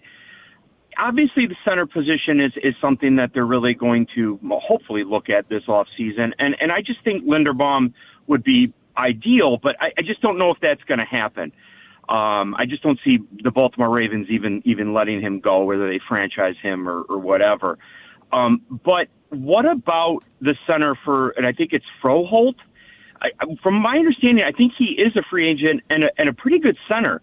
And with Petzing coming over here, is that an opportunity? I am looking at a list of all the free agent centers, and his name is not on it. And so I don't know. All I know is their offensive line was not great. So PFF graded him as the 15th rated center. So slightly, a little above average. I thought he was better than that. So and I'm not saying treat PFF as gospel, and a coach who knows his center may value bringing him in if he is a free agent. But John, it sounds like he's not a free agent. No, I don't believe he is. He's been there. Well, he's been in the NFL for 7 seasons. He's out of Arkansas. He was a 4th-round draft pick. These are just stats. But I don't think he is a free agent. Let me give you a different name. Okay, everybody's focused on Linderbaum, and I don't know if he's going to be in Baltimore. They got to manipulate their salary cap. But they didn't pick up his 5th-year option. They could still come to terms with him. Sure. How about Connor McGovern? Oh, yeah. Buffalo Bills. Their offensive line coach is retiring. Their coaching staff is changing. If the Lions free up some of their own cap space and prioritize the interior of the offensive line, which they should, boy, that seems like a great fit. Oh, it would be a tremendous fit. Now, obviously, Linderbaum, he's 3 years younger. Yeah, I'd prefer Linderbaum, but if he doesn't hit the market / doesn't take your offer, Linderbaum is 1. Connor McGovern would be 2 in my book. And if you look at most of the free agent centers that are available or any of the rankings, it kind of falls in line with what everybody thinks as well. 5 years of experience as a starting center.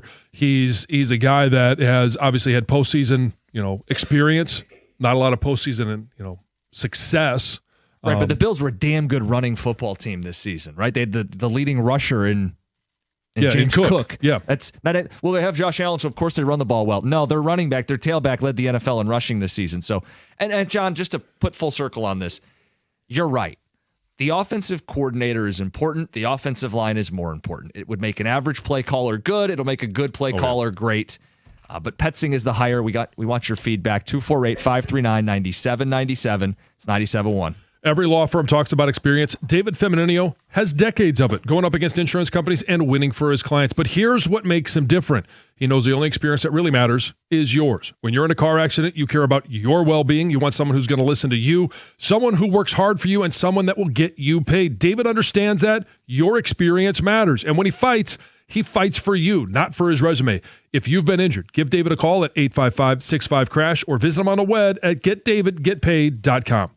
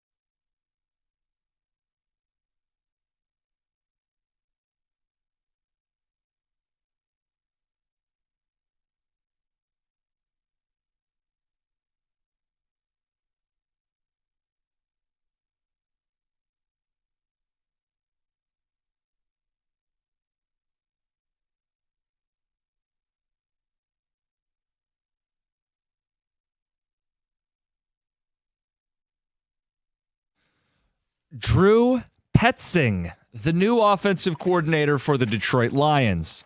Spent a lot of time talking about how coveted this job would be. All the playmakers, top 5 offense just need to be tweaked, taken to the next level. Petzing, probably not on your radar. Cardinals had a rough year this year. He was their OC. They fired Jonathan Gannon. He was available. If you said who, you weren't alone. Everybody started digging. John's making phone calls to people around the league. We're all trying to come up with what exactly the deal here is. And the more we dug in collectively, the more we like this hire. So the run game is the area this team needs to get better at. And that was an area that he specialized. Second in yards per carry in 2023, second in yards per carry in 2024. In 2025, the entire running back room was decimated. Multiple injuries up front on the offensive line, and they were average running the football last season. Even if you take out QB run, they're going 5 yards a pop at their peak. Now you give them more talent to work with. John's point is, especially if you emphasize the offensive line, now you've got a recipe to get back to doing what the Lions did. Yeah, I think this is a very Dan Campbell hire, and they interviewed everyone. They settled on Drew Petzing, and I don't want to. I say they settled on. They didn't settle for. They settled on Drew Petzing, and this is Dan ultimately knows this was a critical hire for him in his tenure with the Detroit Lions, and I think along with that is the recognition. Whether it's, hey, Brad Holmes, Dan Campbell, or the pair, the marriage that has been these two, they have to find a way, whether it's in the draft, but more importantly in free agency and in trades, to upgrade the offensive line with talent and talent that is experienced. I agree. You can't just say we're going to draft a guy and that's going to fix the offensive line. Text says Ben Johnson was a nobody before Campbell found him. Don't get caught up in names. Dan knows talent. Another one says, fun fact, the new OC was a groomsman of Ben Johnson. Yes, they're best buddies. Dan Campbell will be calling plays by week 7. Book it, gentlemen. Guys, Cardinals fans hated his play calling specifically. Don't deflect.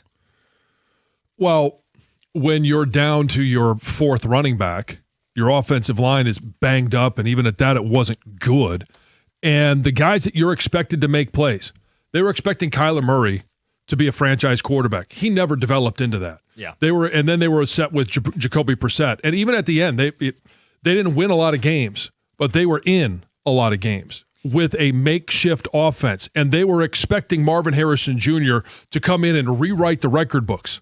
And there were times where the ball would hit him ball attacks man was the headline in Arizona because the ball would hit him in the face mask and bounce off his head and bounce off his chest. Like he just couldn't find a way to catch the ball. Ball attacks man. Headline, Arizona. Think about this too, how quickly things change. After the 2024 season, Petzing was running a top 10 offense with a number 2 run game and interviewed for head coaching jobs, specifically the Chicago Bears. Now, a year later, the luster is off, but if the ideas are there, the design is there, don't get caught up in the fact that we hadn't heard of this guy. The fit seems to be a legit fit. Let's get to Cam in Algonac. You're on 97.1. Good morning, guys. Good morning, Jim. Good morning, John. Morning, Go Cam. Green. 2 things I wanted to ask you guys about. First off, I wanted to ask you guys if you saw that article that reported that during the interview with Mike McDaniels that they just saw him as not a great fit for the Lions. They said maybe his personality wasn't a great match for us. I just wanted to ask you guys what you kind of thought about it. And before we get to that, I just wanted to say, initially when I read that, we got the new OC, I was kind of upset. I really wanted Mike McDaniels, but I got to say, I think this is a sneaky pick. I really agree with you guys. I mean, this guy turned secondaries into starters. I mean, they had guys like Trey Benson, Amari DiMercato. If he didn't drop the ball before the end zone, these guys would be, I think, really great running backs. So I'm excited to see what he does with us. I think with the all-stars that we have, I think we're really going to have a solid team here. John, your thoughts on that report that Mike McDaniel wasn't a good culture fit? Well, along with investigating who Drew Petzing is and getting a snippet of his reputation around the league, also got some insight into Mike McDaniel. And one of those things that we said, offensively, we thought it would be a really good fit as a play caller. The detractors, in terms of, we saw this just in the media, he's a weird dude. And I'm not surprised that it's not a cultural fit. And one of the things that people kept saying is Mike McDaniel likes to reinvent things. And I don't know that we're a fan base that really wants to see the offense reinvented. Do we want it to be more productive? Yes. And ultimately, if that produced a Super Bowl, we would all be sitting here saying, this is great. But we know what we have in the receivers. We know what works in the run game.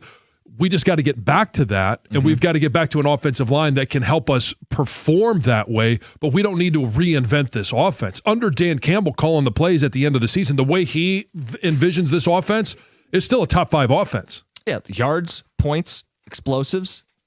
Now, on key third downs, big games, run situations, short yardage, no, they need to get cleaned up, and that's what this guy did most successfully in Arizona. Well, big games against good defenses, you got to have an offensive line. And again, I go back to, I don't really care who's calling the plays. You're not going to be successful if you can't block them up. Right. Let your O-line dictate. It's 97-1.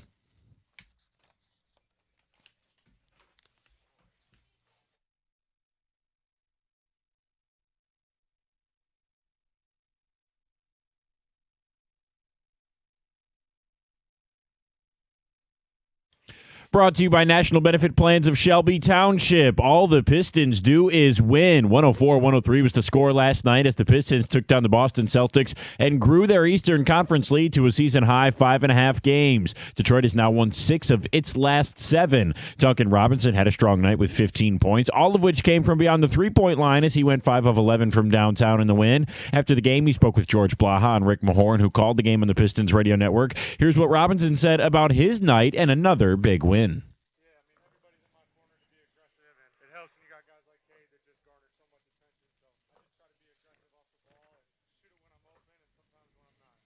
The Pistons take on the Pelicans down in the Big Easy tomorrow as they have 12 games remaining before the All-Star break. We're only 9 games away from the NBA trade deadline. There's a new coach in Detroit after yesterday as well. The Lions are hiring former Arizona Cardinals OC Drew Petzing to be their offensive coordinator. Petzing spent the last 3 years as the play caller in Arizona. Before that, he was with the Browns as an assistant for 3 seasons and spent 6 seasons before that as an assistant with the Vikings. And the losingest team in college football history just finished a season in which they suffered no losses. The Indiana Hoosiers completed the perfect 16-0 season last night with a 27-21 win over the Miami Hurricanes in the national championship. That's the first 16-0 season from a major college team in over 130 years. At the Corewell Health Sports Desk, I'm Brendan Shabath. For more, go to 971 The Ticket or Odyssey.com.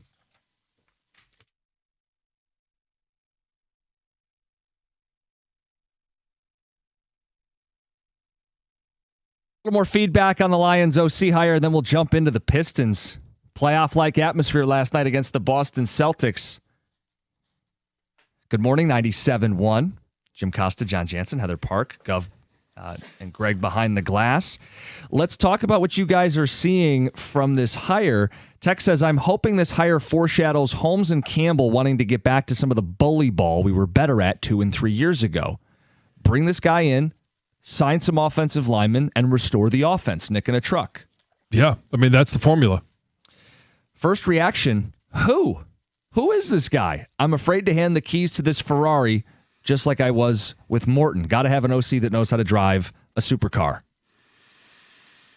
Well, here's the difference is when you look at Drew Petzing, and again, not a great year last year with a completely banged up offense. But you go back to 24, you go back to 23, really good numbers, and a guy that's called plays. John Morton, his experience in terms of calling plays was a brutal failure with the Jets, and then he was an analyst, he was an assistant. Yeah. Honestly, that was more of a friend's hire. That was a familiarity. He had been in the building. Right, he had been in the building, and he was with Sean Payton. Right. Petzing is buddies with Ben Johnson, but Ben Johnson is no longer in the building. This is like a friend of a friend. You take a guy in for an interview on a recommendation, you vet him yourself, and you come to the conclusion, oh, this guy did run a top 10 offense in 2024. Oh, a lot of our language and verbiage is going to mesh together. We got an O-line coach who's worked with him before. All of a sudden, things start to fall into place. He is a more accomplished play caller than John Morton ever was. Yeah. And this isn't just falling on what's convenient, which I think Morton was last year, right? That was, well, he's been in the building. Yeah, he knows how we do things. He knows what it looks like, smells like, tastes like, but then he ultimately couldn't, create that. Correct. Guys, the fact that we're likely going to run more 2 and 3 tight end moving forward makes the Tesla pick even more head-scratching. That's a fair point. Yes, but they also made that pick thinking that he was going to be number 3, and they were going to have a very... And again, I go back to John Morton. John Morton, I don't know if it would have mattered who was calling plays. When Dan took over, the offense was more productive. There was better rhythm, so it was an upgrade. But he was calling an offense that had an inferior offensive line. You're right. And so, and I'm not sitting here saying that John Morton ultimately could have been the great guy or the great coach, but he wasn't given any advantage. I 100% believe a play caller's best friend is their offensive line.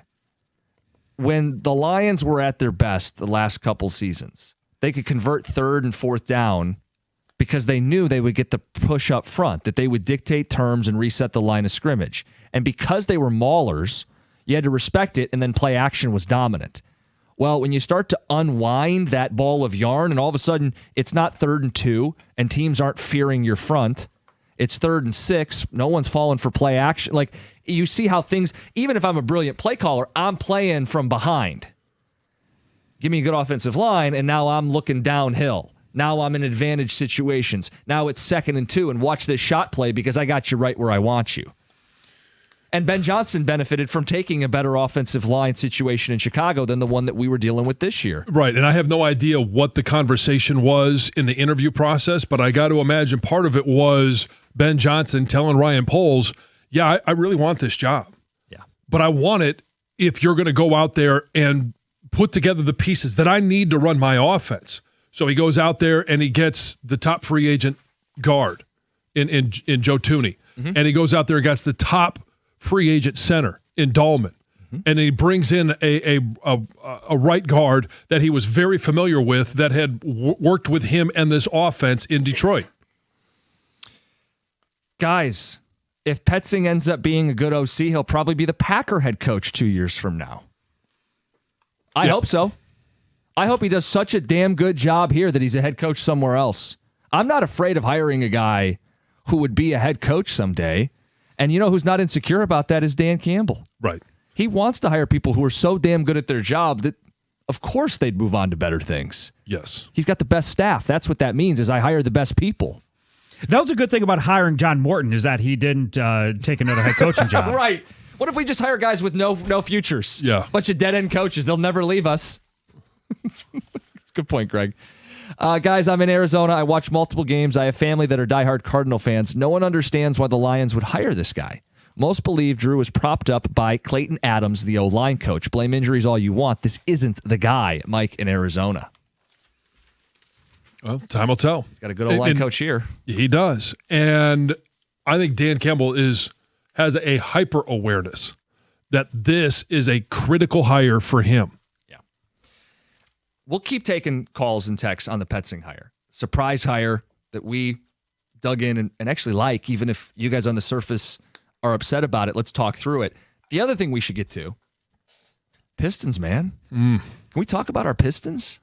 John, they're now 5.5 games up for the 1 seed in the East. The gap from 1 to 2 is bigger than the gap from 2 to 10. The Pistons now took the season series with the Boston Celtics, and they did it last night at LCA in front of a playoff-like atmosphere. The players have clearly circled these games. Tobias Harris talked about it on the court last night. But whether it was the Knicks 2 weeks ago or the Celtics tonight, this team is ramping up the intensity to play the best teams in the East, and they're beating the best teams in the East. The detractors are going to say, well, you're doing it against all the teams in the East. Well, to get to the NBA Finals, you're going to have to do it against all the teams in the East. Yeah, and should you'll we have an apologize? opportunity. No, you'll have an opportunity in the end of January, as we are approaching, and throughout February, to play some of those teams in the West. So we'll get a measuring stick of what the NBA Finals might look like. But would you not like to see that opportunity of playing in the NBA Finals? Yeah, of course. I'm not going to apologize. We all knew going into this year the East was down. No Tatum, no Halliburton. There were going to be opportunities. The Pistons have grabbed the bull by the horns. We're at the midpoint today. As you guys are getting in the car driving around today, they're 41 games into an 82-game season, and they're running away with the 1 seed. I'm sorry. The detractors could also say it's not the playoffs. Yeah, we never play the playoffs in January. This is as good as they could be doing right now. And, John, I thought last night was also indicative of the type of team they've become. Cade Cunningham, 14 assists. Yeah. More importantly, John, 0 turnovers. which is something we were talking about a year ago and the growth of this team. Cade was getting to all his spots, but the shots weren't falling. So what do? Well, you make sure that you get back on defense and you lock in on that end of the floor. 9 blocks, 9 steals, team defense, closing out the game. Boston's got the ball. It's Jaylen Brown. He's having a great fourth quarter. You get the stop. Cade doesn't shoot well. The team doesn't shoot well. Doesn't matter. You win anyway. That says a lot about who this team has become. And it feels like they value every single possession. And it starts with Cade Cunningham. 0 turnovers. You get into a 1-point game, a 1-possession game, and a turnover in the second quarter may have determined the outcome of the game. Yep. Yet he is valuing every single possession. It has the awareness that, hey, my shots aren't falling, so let me get it to the guys that are. And how about Tobias Harris? He hit a couple big threes in that fourth quarter. He was the guy defending Jaylen Brown at the end of the game. Jaden Ivey hit a 3 in the fourth quarter. Duncan Robinson, who you know is a good shooter, is buying in on defense. Like, it just feels like a cohesive unit. Oh, and I know you don't want to mess with that chemistry. I was just going to bring this up. I know there's whispers. Don't want to mess with the chemistry. Don't make a trade. Don't make a trade. They don't have to make a blockbuster deal. They don't have to mortgage their future and upend starters and multiple firsts. They don't have to. They could for the right deal. Mm-hmm. They should still add a shooter, but they're in a great position right now, John. They're in a great position going to the trade deadline because they don't have to be desperate. Other teams have to catch them. They should make moves to stay on top, but they aren't desperate. They shouldn't feel like they're a desperate team come trade deadline time. No, they're in the advantage position. Yep. They don't have to make a move. They can if the right opportunity and the right price presents itself. Could they increase their odds? Could they become a better team? Certainly. Yeah, like Ivy's not untouchable. Tobias on an expiring is not untouchable. If you can upgrade those spots, you make the deal. Because you know what leads to great chemistry is winning. and this team still has to win playoff series, and you need to make sure you're best equipped to last 7 games and win in the half court. And the beautiful thing about the East being down and, no Tatum, no, obviously Indianapolis has completely fallen apart. Yeah. And so this is an opportunity. Do you think that this is the peak of what Cade Cunningham and these Pistons are going to do? No. No. Not even This close. is only the very beginning. So you take advantage of a down Eastern Conference. And then next year, when Jason Tatum is back to what he probably should be as, recovering from an Achilles, but He'll be an all-star MVP candidate, yeah. sure. And you take a healthy Indianapolis team. And all of a sudden, hey, things get tougher, but you believe that the Pistons are a team on the rise. They're going to be better next year than they are this year. So why not take a bite at the apple a year earlier? Right, and they're doing that. So, look, we got open lines. Want to talk to Pistons fans as well. Don't want to shortchange our basketball team because they're the best team in the city right now, and they just keep proving it with marquee matchup after marquee matchup. And John's right. The West awaits in February, but bring it on at this point. By the way, just a little quick thing to look forward to. They're going to do this little West Coast trip coming up. Friday the 30th, they are at Golden State at 10 o'clock. Yeah. Michigan State is on at 8 o'clock that same day. So that's a pretty tantalizing doubleheader for some Michigan local Hoopheads. sports fans. Yes. Yes. How about that? Well done. Good poll on that one. Especially as football season starts to taper. I said to you, I was thinking about it on my way in that we only have 3 more Three games. more games. It's good that we got hoops to feast on here because the teams are playing well. Okay, we've got an unusual way to stay warm. We'll get to that at 8:35, inspired by an NFL team. And this Jared Goff conversation, I wonder if you had the same thought I did watching the playoffs last weekend. It's 97.1.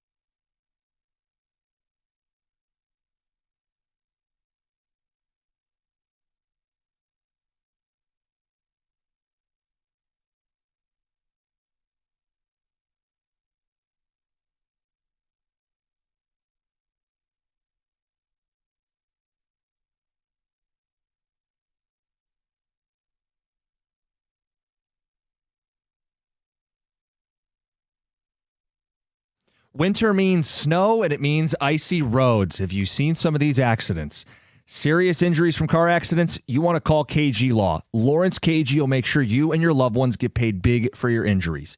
KG is uniquely qualified to fight for you when you're injured, specifically in a car accident. KG has won more than $100 million for his clients, and he'll win big for you. KG will make the driver that hit you accountable. He'll fight their insurance company and get you every dollar you deserve. So put the number in your phone for when you need it. 877-KG-CARES. That's K-A-J-Y. 877-KG-CARES. KGCares.com.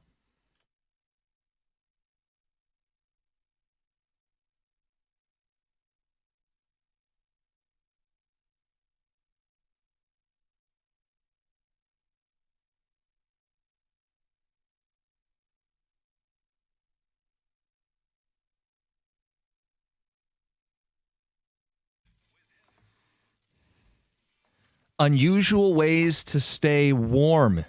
Topic inspired by an NFL team from the weekend. We'll get to that at 8:35. Wondered if you had the same takeaway I did watching the NFL weekend, specifically when it comes to Jared Goff. We'll get to that later in the hour as well. John, we're talking Pistons basketball. It's a lot of fun to be able to talk Pistons basketball because they're winning with so many different individuals.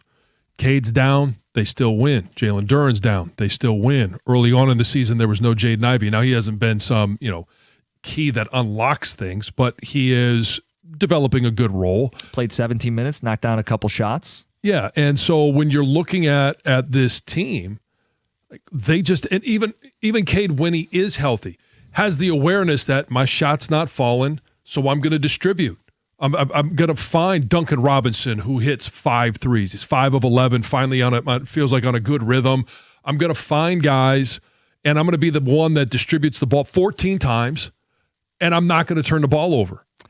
It's a big deal. Boston's a good defense. It's a spotlight performance. 0 turnovers, 14 assists, a night where your shot's not falling, but you're still giving everything you got on defense, and you're in complete control on the offense. Like, he got all the shots he wanted. They didn't fall, but he got all the shots he wanted. No, again, it's a standout performance. They did it to the Knicks 2 weeks ago. They just did it to the Celtics. They continue to distance themselves from the field in the East and make a clear case that they are the best team and position themselves to make a run come postseason time. John, you also had this note about Cade Cunningham, named an all-star. Yes, and obviously it happened yesterday afternoon, some point. Yeah. And he was the number 1 vote getter from the players. Game recognizes game. Yeah. And I think that's a huge component of this. We all talked about him being an all-star last year. Now he's going to be a starter this year. And I don't know what the fan voting was. I think the coaches the media, it was Jaylen Brown. Okay. The players, it was Cade Cunningham. Yeah. So that's a huge signal that he is being recognized around the league, and we've heard it from former players. Yeah. Think about this, too. When you get into a 7-game series, you got the best player in the East, right?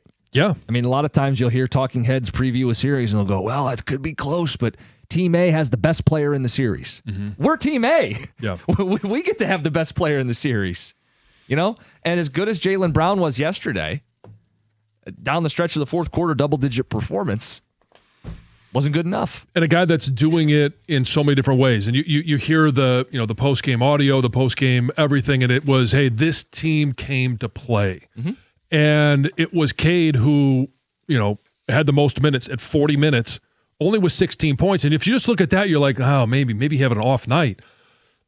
But to have a guy that is the best player in the East, recognizing when he's not on, okay, I'm not just going to shoot to shoot. I'm not going to shoot to find my shot. I'll take what's there. I'll take some easy buckets, but I'm going to create easy buckets for everyone else. I think that is the biggest growth in Cade Cunningham's game, is being that guy that doesn't have to be the leading scorer every time. We want him to be the leading scorer. We want to see him be the stud that he is. Yep. But you could be that in so many different ways. Pistons were on national TV last night. They made another one of their statements. Also on TV last night, Indiana, national champions. Think we'd see the day. Never thought I'd see that day. Isn't that incredible? It is. And it's a coach that took the long route to get to a Power 5 school, coached at every single level, and has figured out the cheat code for modern day college football. One, it's, hey, having a big donor and being able to pay some players, but it's having a more experienced team. Yeah, you may have a lot of guys from JMU and would sit there and say, well, hey, maybe they're not the 4- and 5-star recruits. Miami had those guys. Right. But Kirk Cignetti recruited those guys that are 23, 24 years old to say, hey, I value that experience in critical moments versus some of the hyper talent. He's incredibly likable. He's intense, but if you've watched or listened to him speak, he doesn't expect his coaches to burn the midnight oil. He's had largely the same staff from small school all the way up to now national championship. He wants to do things the right way. When he talks about the portal, he goes, I don't really care about projection. I care about production. Yeah. And it shows in the type of people that he brought in from the Sun Belt. Like, think about this story that is Indiana, and I'm sure you guys already have, but the context of losing his program in college football history, hires 62-year-old, largely unproven coach at the completely unproven at the power level. He brings players from the Sun Belt. They go 16-0, and they're flipping champions, as Fernando Mendoza would say, literally flipping into the end zone with the play of the night. Like, the absurdity of the story. I think if you want to talk legacy, a lot of the shows today nationally are going to do, where does Indiana rank all time? Are they better than 2019 LSU? You can have those debates if you'd like. To me, their legacy is they kicked down the door. It's no longer about legacy brands. It's no longer about historical relevance. Anyone can win in college football. Their legacy is they knock down barriers. Yeah, and I love, I'm sure you've seen the memes, I'm sure you've seen the posts of, the map that shows where the last 3 national champions came from. It's just Michigan, Ohio, and Indiana. Yep. No SEC team even participating in the national title game this year. Yeah, on that map, I didn't see the Mason-Dixon line. No, it was 3 in a row for the Big Ten, which we should is have a monument like they have the 4 corners, but have just like the corner, the 3-way where we have like Michigan, Ohio State, and Michigan, Ohio, and Indiana. Like you can like put your feet and your hands in the same spot. The same place. By the way, can I do one more little thing that how absurd this is? Florida State's only FBS win in 2024 was against the quarterback of the national champion in 2025. So they beat Mendoza, Cal? Yes.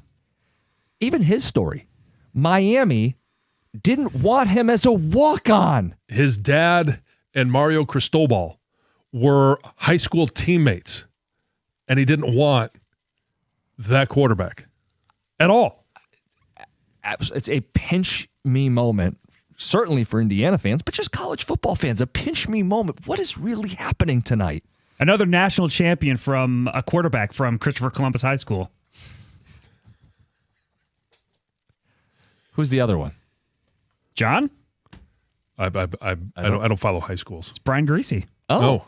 Okay. Brian Greasy went to Christopher Columbus High School in Miami. Mendoza's about to join an elite group. They flashed a graphic. Guys who went undefeated, won the Heisman, and will go number 1 overall. Cam Newton, Jameis Winston, Joe Burrow, Fernando Mendoza. Let's get to Heather with the news.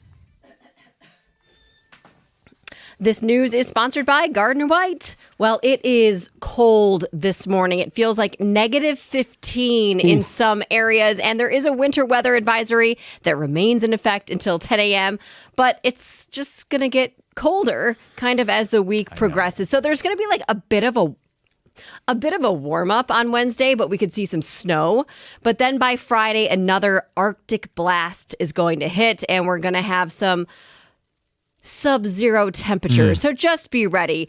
By Saturday, Metro Detroit could be flirting with record low temperatures. So it's going to be cold again.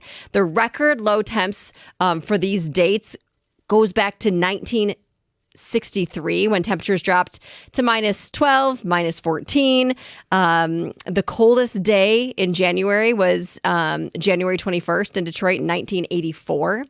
That was minus 21. It's not going to be that cold, but it is going to feel, it might feel that cold. So just be prepared for Bundle that. up. Yeah. A former Michigan football player who recently entered the transfer portal is now saying some pretty crazy things about what was going on behind the scenes during the Sharon Moore era. So Anthony Simpson, a slot receiver who came to Michigan last year after stints at Arizona and Massachusetts, says that he wasn't playing despite being the best slot receiver on the roster because other players were blackmailing Sharon Moore. So in a social media post, he basically says that other players use their knowledge about Moore's relationship with the other staffer as leverage to get more playing time. So what, Coach, if you don't play me, I'm going to tell everybody about... I guess so. Wow. That's what he's implying, and that's what he wrote on social media. He said that he was treated unfairly, and he said that he was denied fairness, and that's what jeopardized his opportunity to get more time on the field.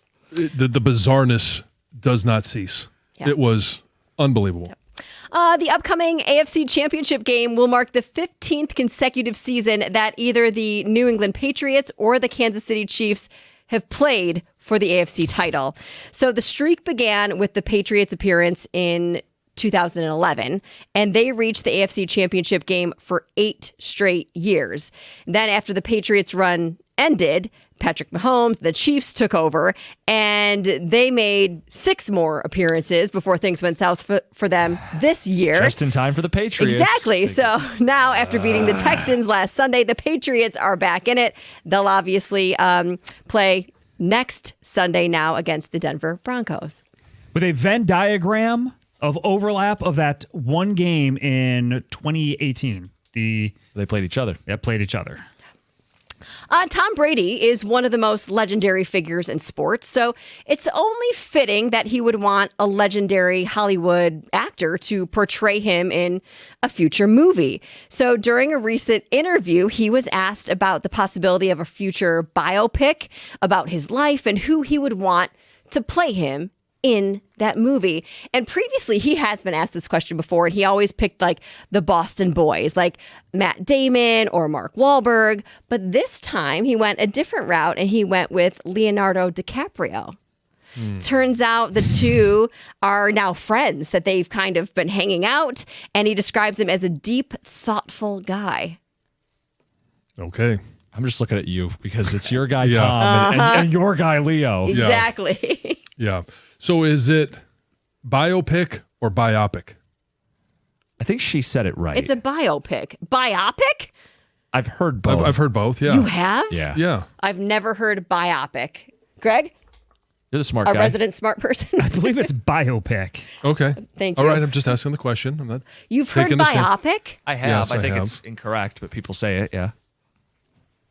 Yes. Biopic. No, That's a it's biopic way of looking at Yeah, it. Yes, exactly. Yes. Yes. So I guess it looks like I blew your mind.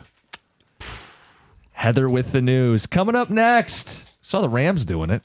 Ways to stay warm when it's this cold. We want some stories. We'll talk a little golf as it relates to the NFL playoffs as well. It's 97.1. Hey, if hair loss has been on your mind, Dr. Berkowitz at Michigan Hair Restoration is the doctor you need to go see. He was just named the top hair restoration surgeon in the Midwest, and that award reflects what his patients and his own family already know. Dr. B has had the procedure himself. He's restored his son's hair and his nephew's too. Now, when it comes to trust, it doesn't get more personal than that. Dr. B is a board-certified surgeon and the only physician in Detroit offering both SmartGraft and NeoGraft, all performed by his full-time in-house medical team. There's no traveling techs, no shortcuts, just real natural hair you can run your fingers through. And if you've been waiting for the right time, this is it. Don't put it off another year. Make 2026 the year you look like yourself again. Schedule your free consultation today, and when you mention 97.1, you'll receive $1,000 off your procedure. Dr. B treats every patient like family. Visit MichiganHairRestoration.com.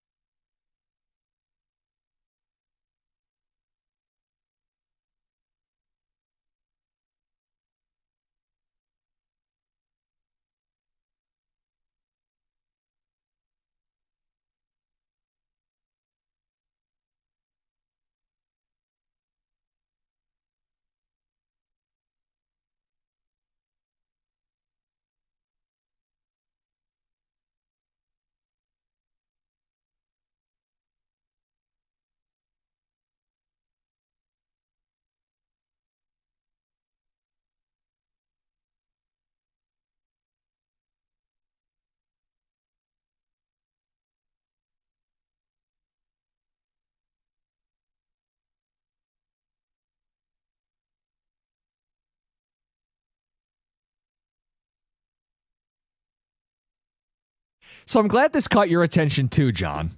Before the Rams-Bears game on Sunday night, cold, frigid Soldier Field, they had a sideline report explaining how the Rams were going to try to stay warm, and they had their chicken broth. Oh, yeah. and Love they the had chicken broth. Their hot chocolate with the little marshmallows, too. Oh, they had marshmallows on the sideline. Of course, That's because Gotta they have have hot chocolate marshmallows. with it. Yeah, of course. No. And then the Yes. sideline reporter held up a jar of cayenne pepper.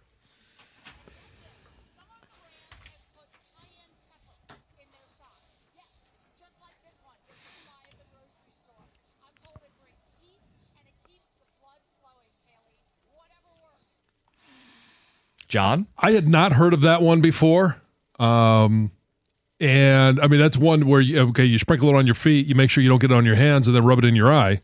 But hey, some of this is maybe there's some science behind it. I don't know if there is behind the cayenne pepper or not.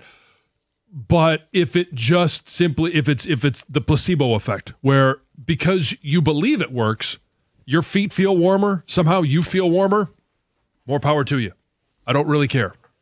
Did you ever see guys do this? Is this a newer No, phenomenon? like I said, maybe they were doing it at the time. They didn't share that little secret with me. I don't think I would have bought into it at the time. And there wasn't a lot that I did to try and stay warm. Like maybe I would wear the tights underneath my the pants. But I was always a big, sleeveless guy. And one thing that I saw back when I played, and I don't know if I haven't noticed it very much, is some guys would cover their arms with Vaseline. Now, I've heard of that. What's the thought Right. behind Well, that? the thought is that it somehow insulates you and prevents the cold or from the heat from Maybe escaping. The wind. Yeah, It could protect from the wind. Yeah. Maybe. I mean, yeah, at least your arms won't be chapped. Very true. So this could be funny because we're experiencing brutally cold temperatures Yes. today. It was 1 degree when you got in the truck today, John. Yes, it was extremely cold. And I know that there are a lot of people, and we get this all the time, right? In terms of, hey, school's canceled, whatever it is.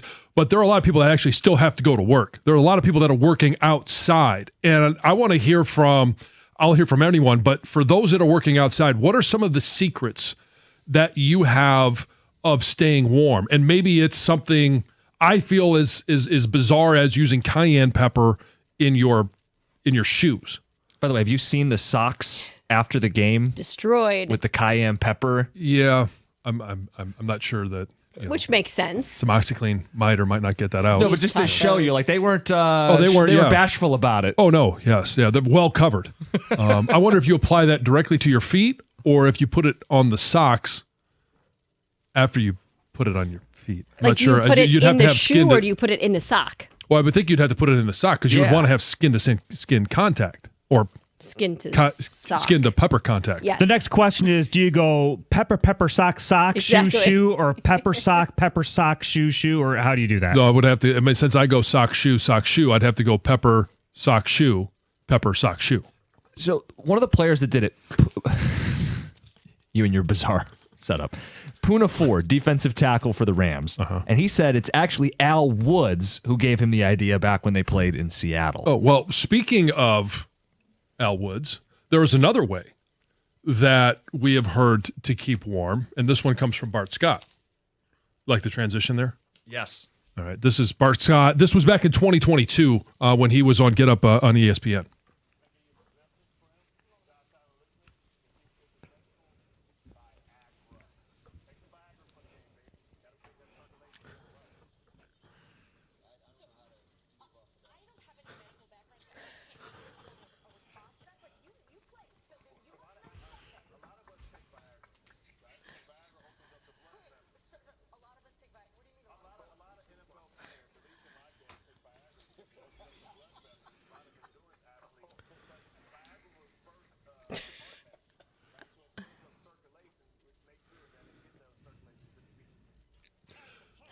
Right. Yeah. So yeah, we might need Rieger to come in and actually say if this works or not. But so I'd Bart buy Scott, it. when you hear the giggling in the background and kind of they don't know what to do with this information comments, Damian Woody was on that show as well. That's the one that's laughing in the background because Damien and I played at the same time, also at the same time with Bart Scott. I had never heard of this.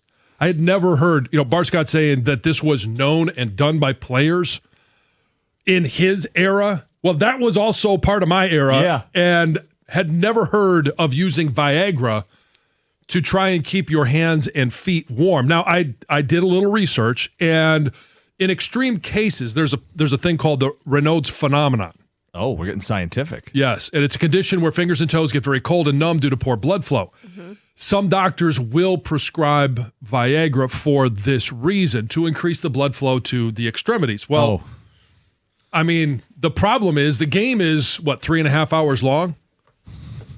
If you're increasing blood flow to all extremities and it lasts for more than 4 hours, I'm not sure how you play football.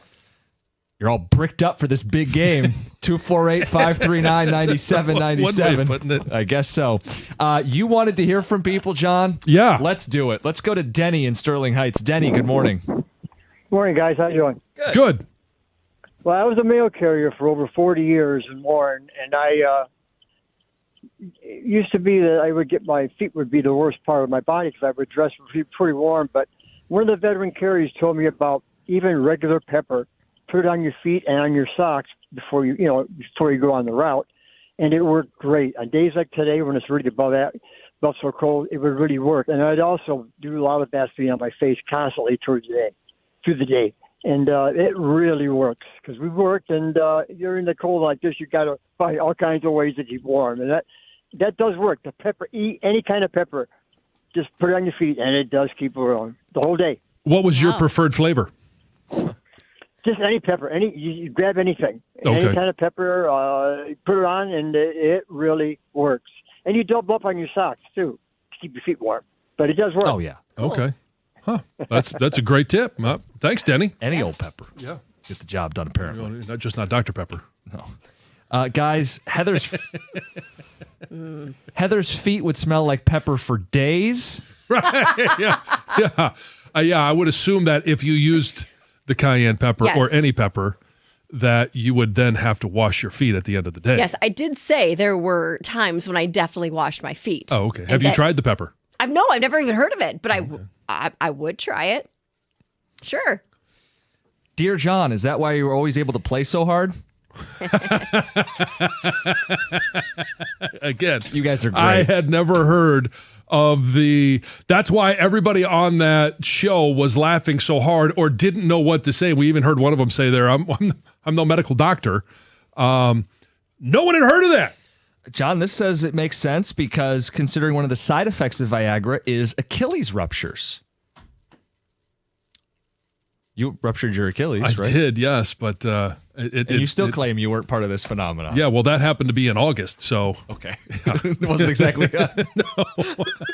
Anyway, I feel like that Tic-Tacs is pulling our leg. Yeah, and not our third leg, by the way. Right, and so everyone that uses Viagra is susceptible to tearing their Achilles. Like, when you watch the commercials, that doesn't seem to be one of the side effects. You have all these dramatic and awful side effects. Achilles tears, I don't remember hearing that. It's a long list of side effects. It might just blend in with everything else. Yes. Let's get to Nate. You're next up. You're on 97.1. What's up, guys? So the key is a layer of latex. I know it sounds crazy. Well, it is for protection. But you think about it, like just like regular doctor gloves. Throw those on, they keep in all the warmth. I know a lot of college guys doing it and playing, but since I'm outside, I went and invested in a full-on neck to ankles latex suit, and the warmth just stays in all day. What happens if you got to go to the bathroom? Well, obviously, you do some engineering with the suit that you get, but everything stays warm all day. Oh, Heather, you're shaking your head. No, let me ask you. So the suit that you wear, did you actually order a full-on, full-body latex suit? Full-on, full-body latex suit. Like I said, I did a little engineering to be able to use the bathroom and stuff like that, but I'm a little sweaty at the end of the day, but I'm never cold. There you go. Trade-off. Heather, you were shaking your head. I don't like that idea at all. Like the feeling of like what he said, he's a little sweaty afterward. Like I think of what my hands feel like. So I do hair, right? And I have to wear latex gloves when I'm working with lightener or whatever I'm using or color. Like I don't like the way my hands feel, my skin feels afterward, having that on my entire body. I think there's other ways to protect your body. Sure. You wear the right layers, right? You have like you got your base layer, your mid layer, and then your coat. Like I don't think you need latex on your whole body. That just I just don't like it. Well, some people I are wouldn't want it. I'd rather have my whole body covered in cayenne pepper. allergic to latex. That's true. Yeah. I know there's a lot of guys that are allergic to latex. All right, people.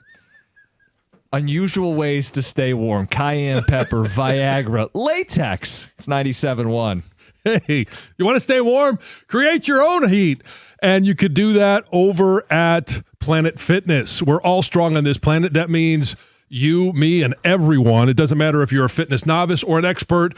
They welcome everyone. And if you are a novice, they offer free fitness training with knowledgeable trainers focused solely on you when you're in the club. It's a clean one, and it's $15.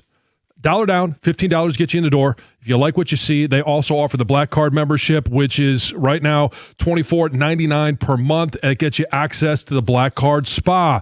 And that includes just some of the amenities, hydro massage, other innovative amenities like red light therapy and cryo lounge that's available at certain clubs. But if you travel, you want to have access to all the clubs, Black Card membership gets you access to all of them. You also have unlimited guest privileges. Find your nearest club and join today in club, online, or the free Planet Fitness app. We're all strong on this planet. Planet Fitness.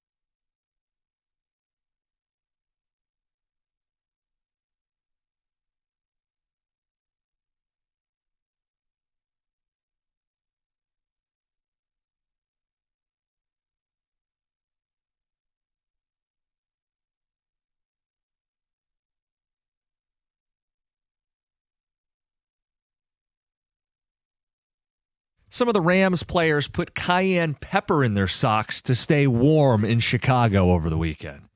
Bart Scott famously shared, in his day, they would use Viagra. Let's be careful. He would.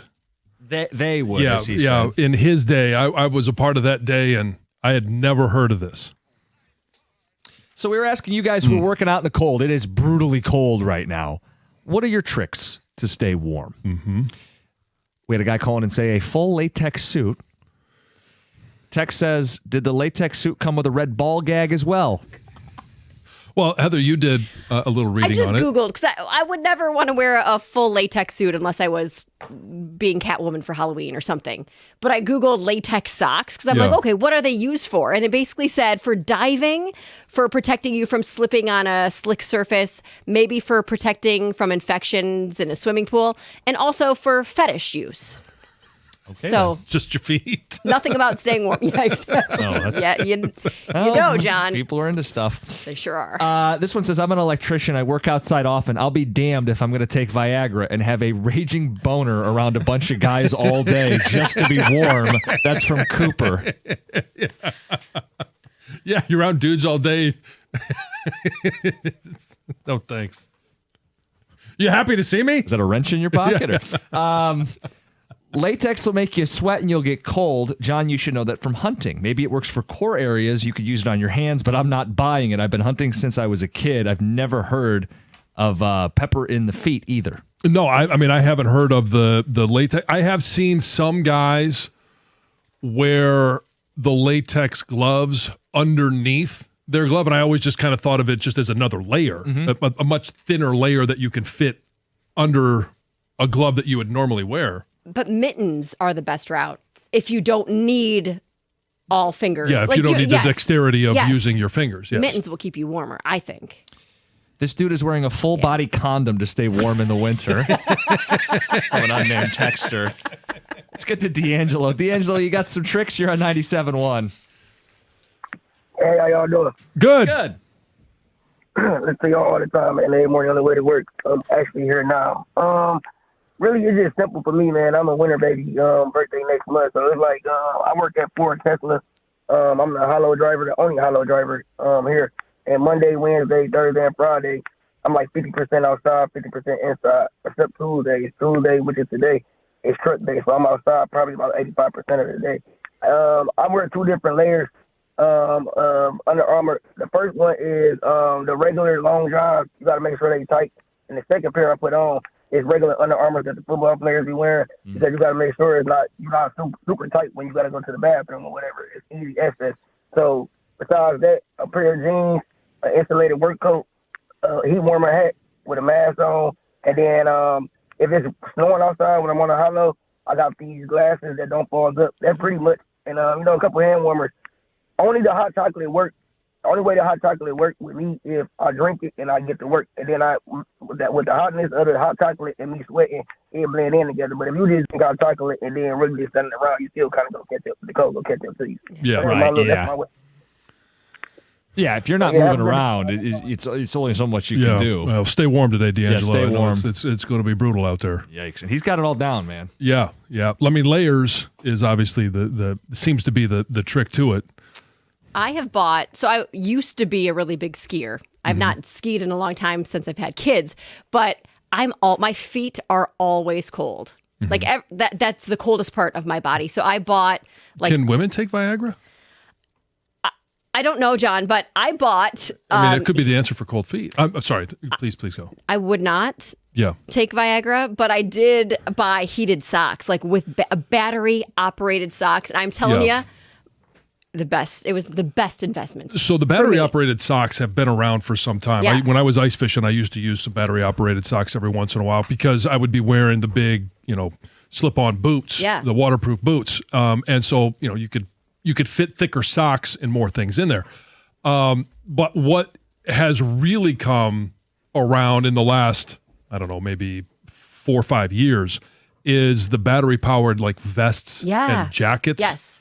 Those seem amazing. The problem is to get through an entire workday or to get through an entire, even just a game day, you need multiple batteries. Sure. The Cleveland Clinic says women can technically take Viagra. Oh, you're not going to. Yeah, like I mean, I could. Well, sure, yeah. I mean, just it would only be for warming the hands and feet. There's no other right. Well, reason. It could warm other areas too. Oh, it can. That's what this claims. Oh. Anyway, the warm sensation. Yeah, Mike in Macomb, you're on 97.1. Hey guys, how's it going? Real quick, during high school football, we used to put surgical rubber gloves underneath our receiver gloves. Keeps your hands warm. It keeps the heat from escaping. Worked really, really well. So, other than that, go blue, John. Hey, go blue. Yeah, I mean that. It makes sense because it's the only thing that would fit if you're trying to get layers. Right. Like those gloves are tight to begin with, so the surgical latex gloves would be the only ones that would fit underneath those. Latex is no joke. I have a buddy that's a lineman, power line, not offensive line. Days like today, guys will wear a scuba suit under their gear. Interesting. I've never heard it. I haven't either.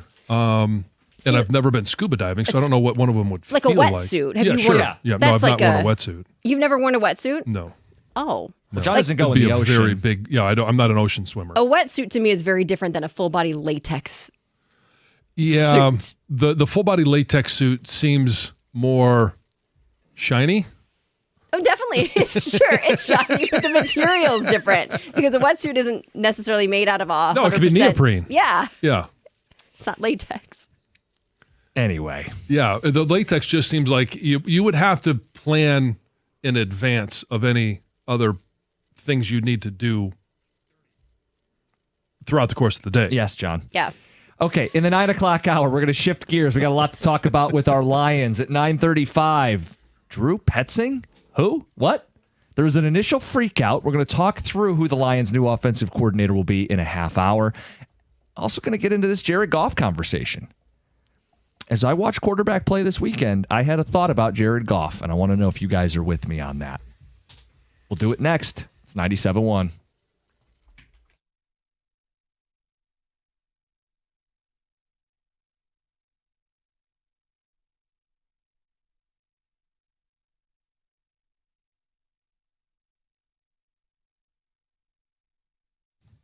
With the college football season finally over and just 3 games left in the NFL season, plenty of off-season news headlines today in sports. Late last night in the NFL, the Titans began the final steps to make 49ers defensive coordinator and Michigan native Robert Saleh their next head coach. The deal is reportedly for 5 years as Saleh is in the head coaching chair again for the first time since getting fired in New York after 4 seasons with the Jets. And after Indiana's national championship win last night over Miami, Fernando Mendoza's brother Alberto plans to enter the transfer portal, says On3. Alberto Mendoza had 5 touchdowns and 286 yards, backing up his Heisman-winning brother this season. He will depart from IU entering his sophomore year. The end of the college football season also always brings the absurdly way too early looks at next season. BetOnline is all over it this morning, having already released the early odds for next year's national champion. Texas opens as the favorite at 6-1 odds. Ohio State is second at 13-2 or plus 650. Michigan checked in at 33-1 and 10th on the odds list, and Michigan State, well, let's just say it's a long shot. We will also have both Michigan and Michigan State basketball in action tonight. First, the Wolverines are at home taking on a Hoosiers team that probably stayed up late last night watching their fellow boys in Crimson and Cream win the Natty. That game's at 7 o'clock from Ann Arbor. The Spartans have a late bedtime tonight as well. They're out west to face the Oregon Ducks. That game tips off in Eugene at 9 o'clock. At the Corewell Health Sports Desk, I'm Brendan Shabath. For more, go to 97.1 The Ticket or Odyssey.com.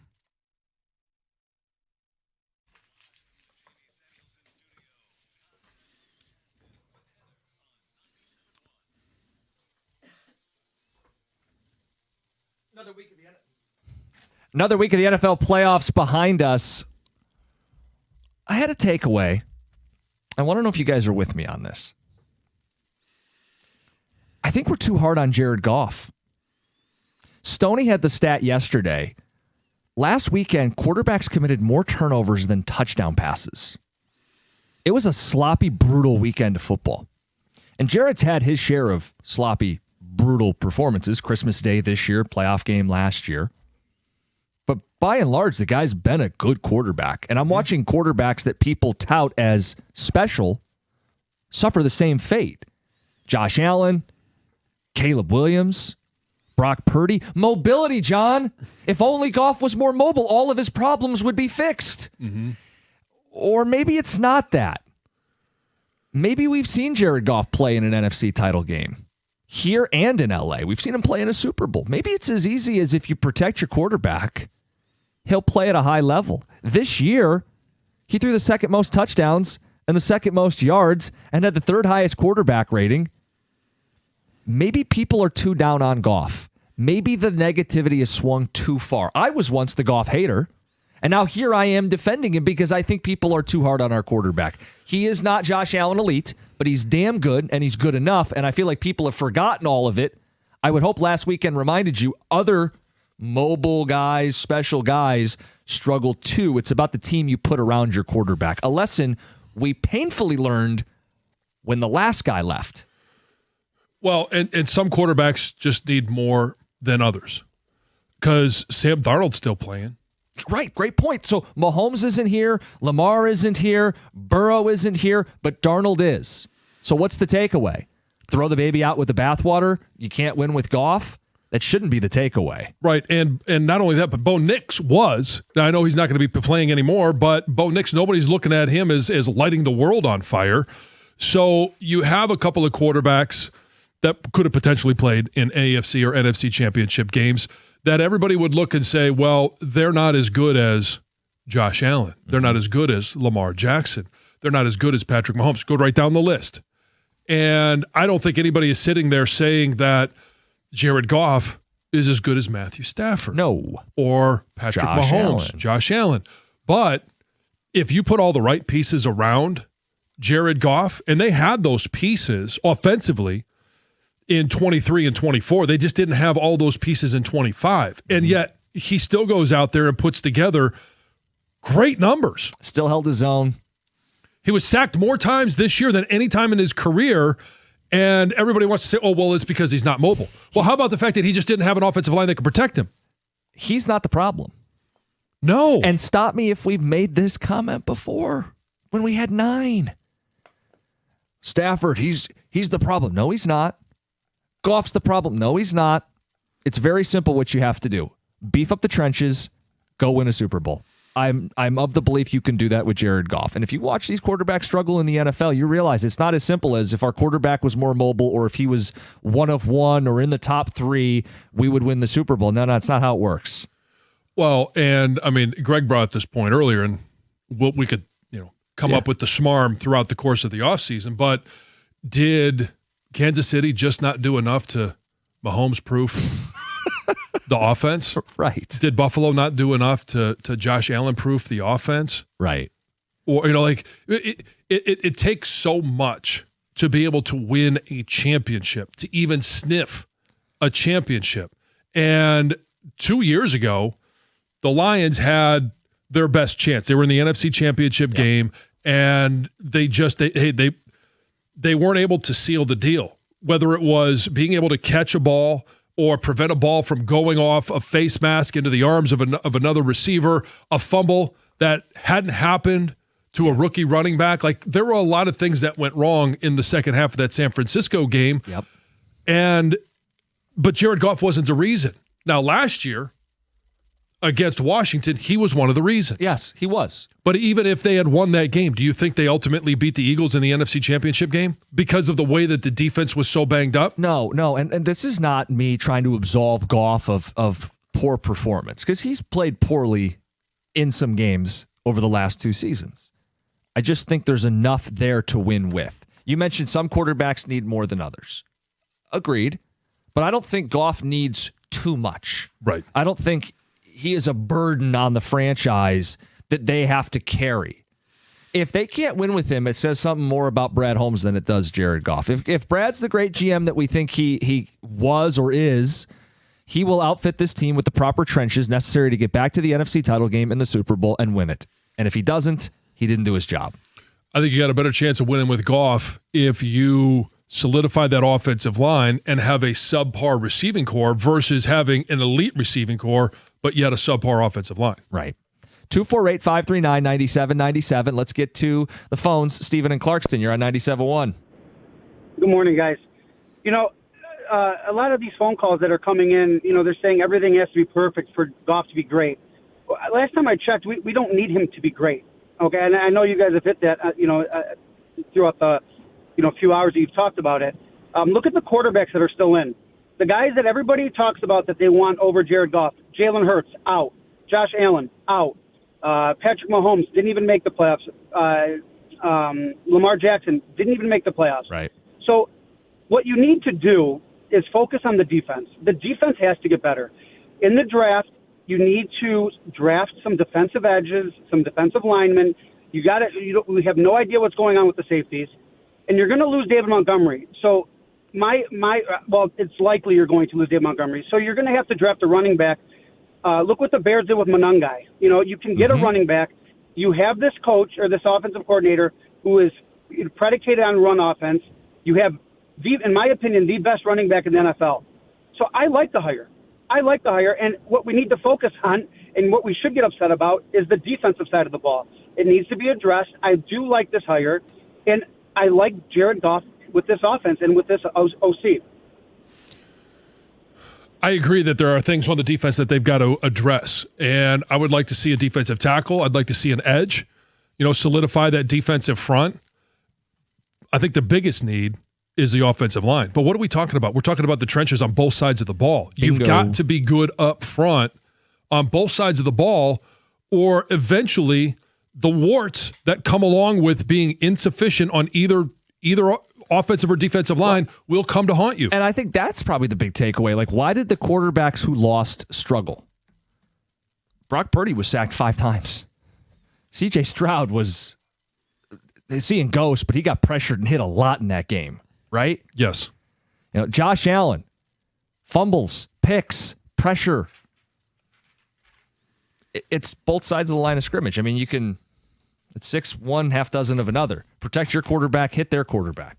I choose to say from our quarterback standpoint, protect him. But yeah, you could flip it on its head and say, yeah, well, if we're going to play these quarterbacks in the postseason next year, we got to hit them.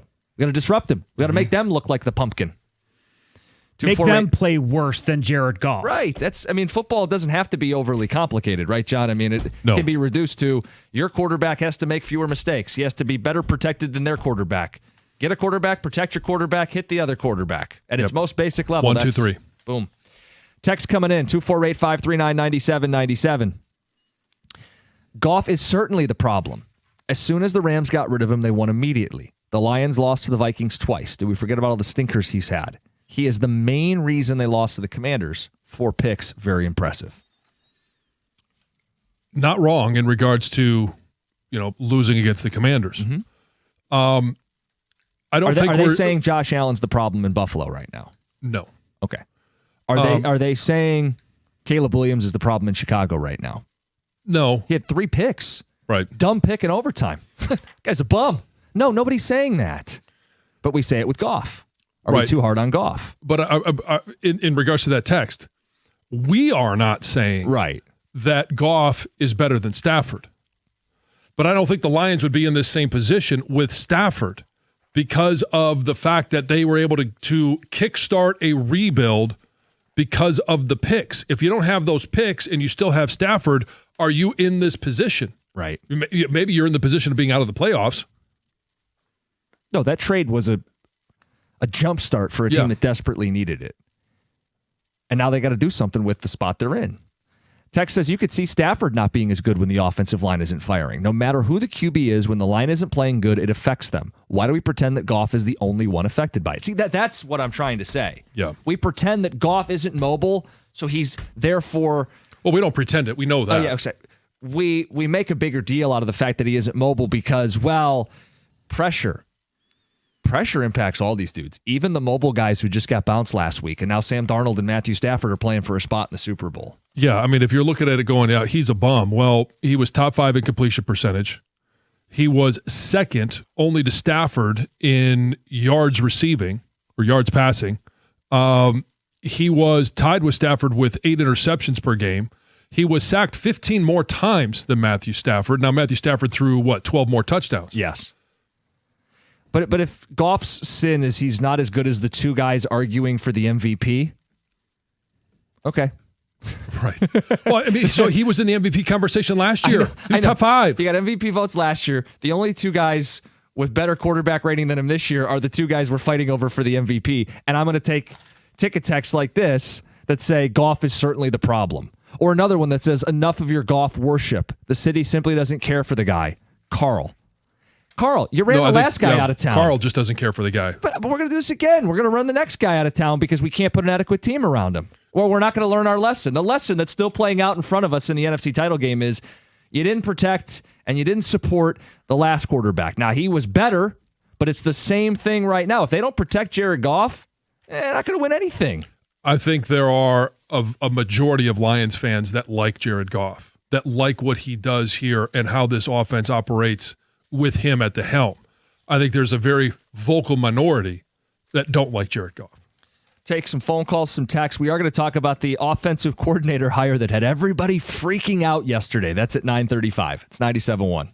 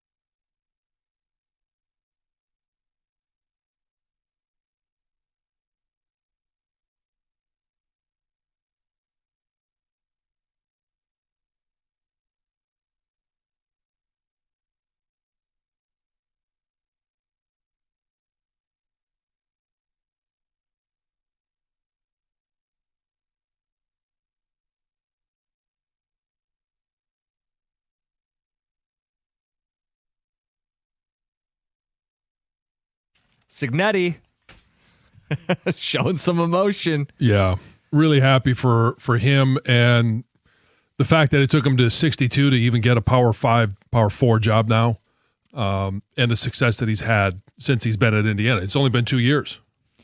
He dedicated it to his father, Frank, who's no longer with us. But as much as he's become this cultural phenomenon, right? Google me. And he has that like scowl on his face when he's coaching. They could be up 4 touchdowns and he's still kind of bearing down. And no emotion on a touchdown, no emotion on a big defensive stop. For as tough as the exterior is, if you listen to him talk, like, he doesn't expect his coaches to burn the midnight oil. He's been loyal to those guys, many of them from when he first started over as a head coach at a little tiny school on the way up. There's a lot to admire about what he's done. He doesn't view players in the portal or players that they recruit in terms of what they could be. What are you? Can you produce? And he got a bunch of guys in who were productive football players, and he coached them up, and they just toppled the entire sport of college football 16-0. And, John, last year it was, it's a cute story, soft schedule. They built on it. They beat everybody. They beat Ohio State. They beat Oregon. They beat Miami. They beat everybody. And you always hear about, in the matchups, right, how many 4 and 5 stars are for Ohio State versus Indiana? How many 4 and 5 stars playing for Miami or whoever they're playing? They always have less quote-unquote recruiting stars, but to Signetti, it doesn't matter. It's about production. It's about what can you do to help us win, and he has found that the secret sauce, and I think part of it is the fact that he has more 4th and 5th year guys playing for him than anyone else. Yeah, and it doesn't sit well with some people, but... Oh, because their team lost? Well, right. Yeah, I'm sorry, guys. I'm sorry that Georgia didn't win another national title. I'm sorry that Alabama and Ohio State didn't win another national title. The recipe is just different now than it was when Nick Saban in his heyday at Alabama or Dabo Swinney, the success that he had at Clemson. Like, it's just a different recipe. Whether or not you liked it then, whether you like it now, it's what it takes to win in this current era. And I also think it used to be you could hoard the 4 and 5 star guys. The talent's more spread out now, and it puts a premium on development. It puts a premium on team building and roster construction and trying to make sure the pieces actually fit together. Like, Fernando Mendoza wasn't a 5-star. He's a 2-star. Right. He didn't get a walk-on spot at Miami. He went to Cal. And when he hit the portal a year ago, nobody thought they were getting the number 1 pick in the draft. The Heisman Trophy winner. Right. So it does put a premium on, can you identify talent? Right? John, how many stars did you have coming out of school? 3. It's a big 3. You ended up having a hell of a career. You know what I'm saying? Like, that's some of it too, and Saban's talked about this. Who's assigning these stars? Right, and I've never been a big fan of the star system. Now, obviously, if you're a 5-star guy, you have better odds when you go in. It's like being a first-round pick, right? Obviously, you've identified talent, but what does it take for that talent to be successful? Right. It takes a coaching staff that can develop them. How many times have we seen quarterbacks taken in the top 5? Oh, this guy's going to be amazing. Trevor Lawrence. Until the right coach, the right system got with Trevor Lawrence, we didn't see much about the guy that was supposed to rewrite and reconfigure what a quarterback looks like in the NFL. Yeah. So what do you think this team's legacy is, Indiana? Like, where do they rank? Well, however you want to answer it. What lasting impact do they have? I mean, do you think... Yeah, let's just start there. I mean... Well, I think they are... the Joe Burrow LSU team was far and away, to me, the most talented team. I also think I agree with you because you did have a collection of talent that's now more spread out in the sport. Right. So I would agree LSU's more talented. In terms of their legacy, I think it shows that, you can win any school can win in the transfer portal NIL era. So if you're Vanderbilt, if you're Ole Miss, if you're BYU, if you like, these teams have real chances to compete for the national title now that didn't before. Right. And I mean, one of the dirty little secrets, one of the things that nobody really likes to talk about is you don't have to be the one that spends the most money But if you're a school that wants to compete, you're going to have to mine all the boosters, all the alumni, anybody that has an interest in your program to be able to get as much money as possible to be able to acquire the talent. I mean, they kicked the door down. It's kind of how I'll remember them. They kicked the door down because I think more of this to follow. And I'm not saying it's Indiana every year. It's the idea that it could be anybody any year. John, it's 3 straight Big Ten champs. Yeah. Who's the fourth? Is it Oregon next year? It could be with Dante Moore coming back. I know. It does feel like, and then you go into the season feeling like, well, it's not the same 3 teams, which I like. Well, and it was funny because you heard Brendan in the update just a little bit ago talk about the odds, the way too early odds for next year. Yeah. And I mean, the SEC, like people can't stop talking about SEC teams. Texas. And what did we hear about Texas going into the bowl game against Michigan? Well, they've had, 12 guys either enter the draft or hit the transfer portal. Mm-hmm. Yet now all of a sudden an SEC team is supposed to, perform the next miracle. No, those days are done. 248-539-9797. All right, one of the big headlines today, Lions making a hire at offensive coordinator, and people were freaking out yesterday. We're going to talk about it at 9:35. Let's get to Heather with the news. Well, we mentioned it earlier when we were talking about the Pistons, but Cade Cunningham has been named a starter in the 2026 NBA All-Star Game, which is super exciting. It's the first starting All-Star nod for the Pistons since Allen Iverson in 2009, which is that's really cool. Yeah. Really the well-deserving Allen Iverson. That was much more on name recognition than actual performance. This one is well-earned and deserved. Yes. So 2026 All-Star Weekend is set for February 13th through the 15th in Inglewood, California. Happy Valentine's Day. Oh, yeah, right there in the middle, right? With the Clippers hosting, the All-Star Game itself will be played on Sunday, February 15th. So... Okay. Pretty great news. Cool. A Detroit woman says that her car was stolen out of her driveway last summer while she was sleeping. And afterward, her insurance company denied her claim and then canceled her policy altogether. So why, you say? Doesn't make any sense. Well, it's all because they say she misrepresented information when she bought the policy. And this is kind of reminiscent of a story I had last week where Geico was going after somebody because they didn't have everybody listed on their policy. So this is what she says happened. The woman says she had Cure Auto insurance, and when her car was stolen, she reported it immediately. Her car was found 5 days later, completely destroyed. She says initially her claim went through. She said she was talking to an adjuster the whole time. Everything was going good. They told her that the car was valued at over $22,000. But then all of a sudden, the company said, you know what? Hold on. We're reconsidering your claim. And Cure told her that she had failed to include all drivers listed in the household when she got the policy in 2024.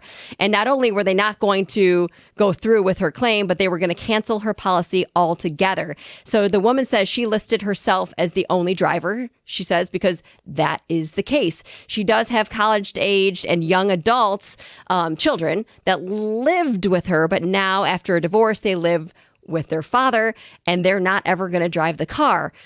Anyway, they said, nope, you failed to represent the information. Anyway, what this is a reminder is for everyone to go home, or if you're going to get a new policy or you're renewing your insurance in Michigan, under the state's personal injury protection requirement, it is required to list all household residents on your auto insurance policy, regardless of their age. And this is the same, they say, for every type of insurance. Wait, but they have to be of driving age. No. So I have to list Teddy on mine? So after I saw this story on the news, and I had this in my news, we looked it up because Colin's like, oh my gosh, we don't have the kids on our insurance policy because they're 2 and 4 years old. But it sounds like yes. And Colin was like, well, that's good that when my car was totaled, that everything went through because we didn't have the kids listed. What, and are they going to charge you more per person on the policy? I don't know about that. Maybe it's just that they're covered in case of an accident. Yes, and I think that's what that is. But what's bizarre is there's no accident involved in this woman's particular case. It doesn't feel pertinent or relevant. I agree. It's crazy, and it is. She said she was shocked by all of this, and I would be too if that happened to me. I'd be angry. I would be upset. Yeah. I would be a lot of emotions. Anyway, I don't know. Maybe just a good reminder to check what's going on your insurance policy. This is a wild story. A woman in Australia woke up in the middle of the night to find a massive python coiled on her chest. So at first, this woman thought that, obviously it's a heavy object, and she thought at first that it was one of her dogs. She's got dogs that sleep in her That's room. a well-endowed dog. So she thought that the dog was lying like on top of her, and then when she reached her arm out from under the covers, it wasn't a dog. She felt it was a massive python. Is that what we're calling it now? Roughly 8-foot python. Yes, had made its way into her bedroom, and That's more than 2 Coke cans. Wow. Instead of just, freaking out and burning the house down, she woke her husband up calmly, said, get the dogs out of the room, and then she wrangled the snake out the window. She's the one that wrangled the snake. What was her husband doing? Getting the dogs out of the bedroom. So he's getting the dogs while she's wrangling. Yes. Wow. And she said, after all of this, that she said she was relieved that it wasn't another type of animal. She said she would have been more freaked out if it was a toad. I mean... Huh. She would have Those been more Australians. freaked out that it was a toad. She's scared of toads. I would think a python would be a bigger problem. Yes. Yeah, I would move, and I'd burn the house down. I mean, I would be gone. Yes. I would move from that country. It's Heather with the news. Coming up next, everybody's freaking out about who the Lions hired to be their next offensive coordinator. Let's talk through it. It's 97.1.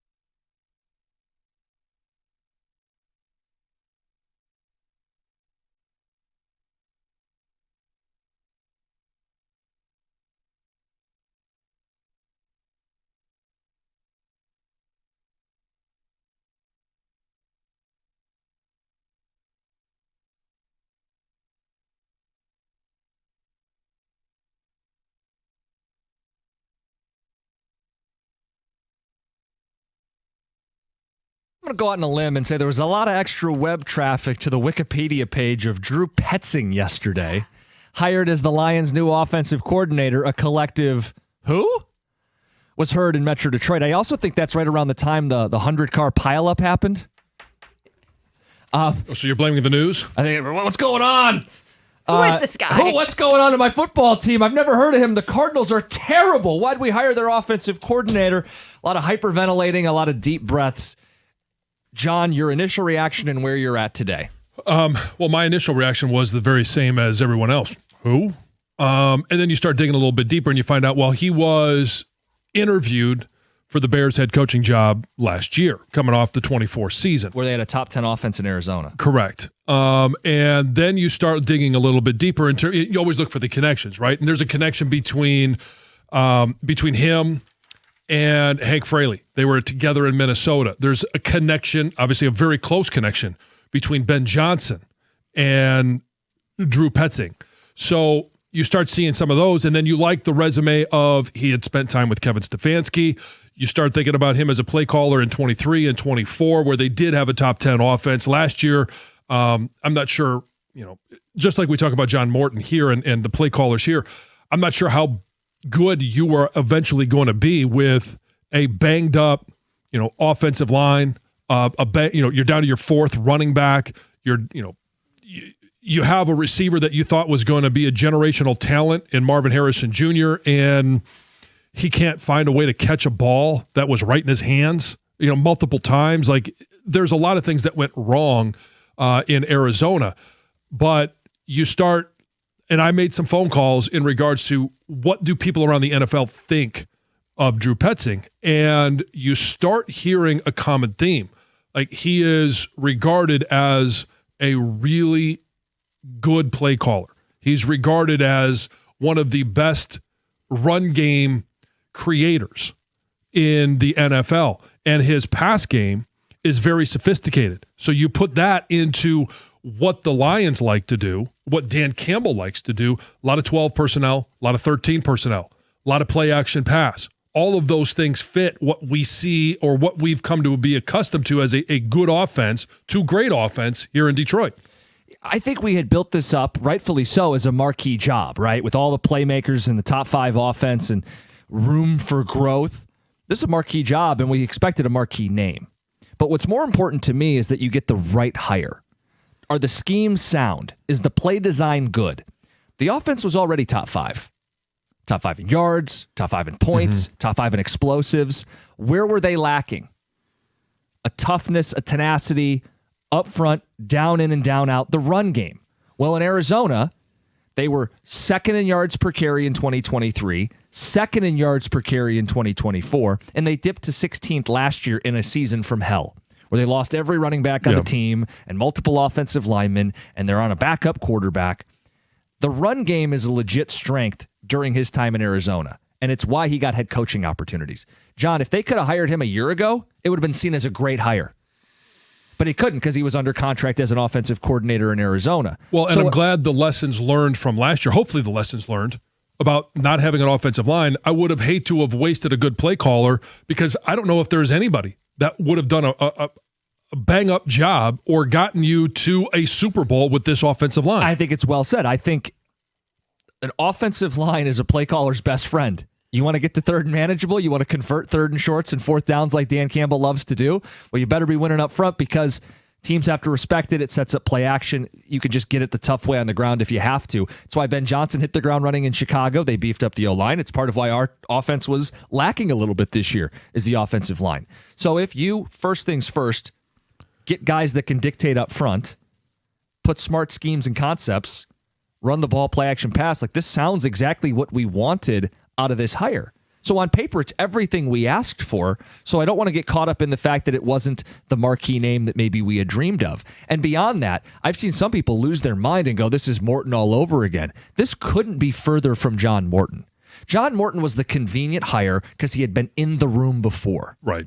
This guy comes from the Stefanski tree. and maybe there's some similarities, and you can connect a couple dots in his resume. But this isn't Dan Campbell making a call to someone that he had a deep relationship with already. This was Dan Campbell doing his homework. This is a guy who had coordinated a top 10 offense. John, you can correct me if I'm wrong. Did John Morton ever run a top 10 offense? No, he failed miserably with the Jets, was very excited to get a second opportunity, and did not perform as needed with the Lions. So this is a move that I like. Now, time will tell. But I was joking to Doug. I'm sure they'll talk about it on their show. And we were joking about one of the big pushbacks on this hire is from Cardinal fans. And I said, could you imagine if we based what we thought of our team solely off of like Monday morning calls? Or like guy from the couch who says, I can call every play from my couch. Right. Guys, Arizona's a bad football team. And this year was a really rough year offensively. There's way more good than bad. And now the thought would be if the schemes are sound and the personnel gets upgraded on the offensive line, the world is your oyster. 1 + 1 is 2. Yeah, you end up having a big time impact. Yeah, and now it's okay. Now that it feels like the coaching staff is solidified, and there may be some tweaks here and there with some assistants and assistants to assistants, but okay, your schemes are set. It looks like Kelvin Shepard's going to be here as your DC. How is he going to improve? If now that you have Petzing as your OC, like what are some of the changes that he wants to see? What are some wrinkles that he wants to see, along with what Dan Campbell already has here? Well, you spotlighted the name. Sam Laporta is probably in for a big season after watching what they did with Trey McBride.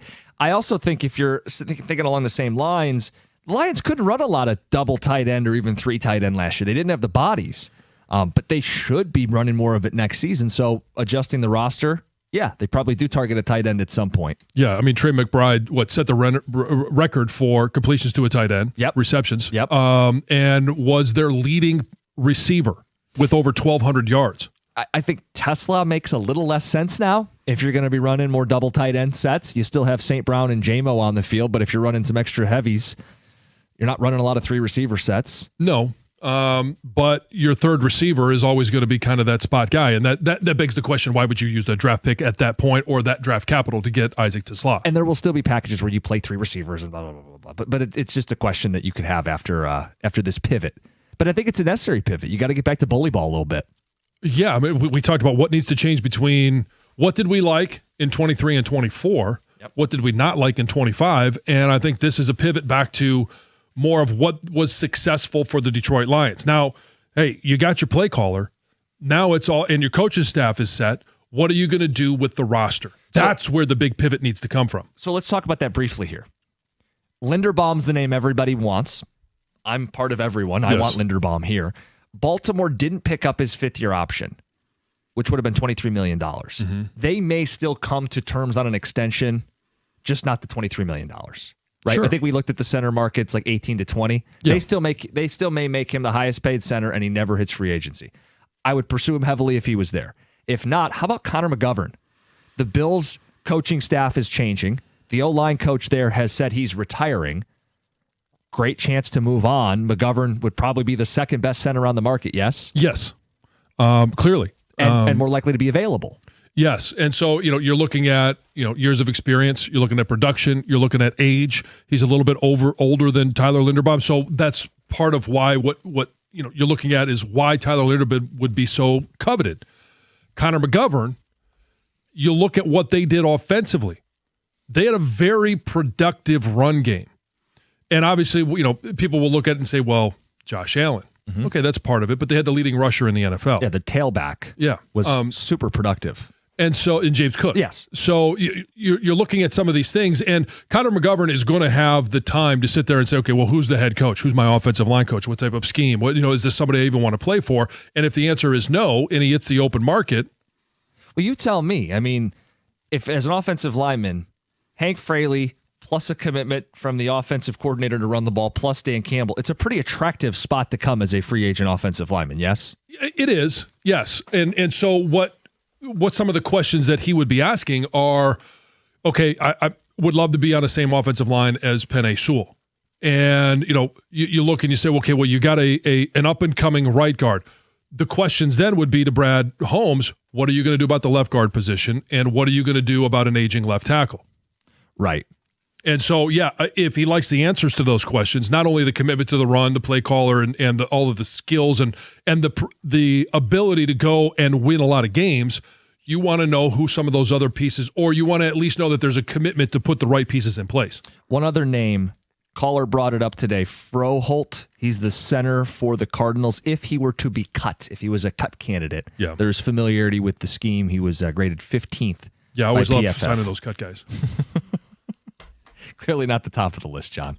All right, coming up next, we'll put a bow on the show, take some of your phone calls on the offensive coordinator hire. Did we convince you it's a good hire? Because we like it, but I know not everybody felt that way when the news broke yesterday. It's 97.1. Hey, when it comes to an IRS collection or audit, Abraham and Rose has successfully specialized in resolving all types of tax problems for over 30 years. Their extensive experience means that when you're facing an IRS collection or audit, you can rely on their firm. Many law firms come and go, but for 30 years of experience, it's a testament to their success.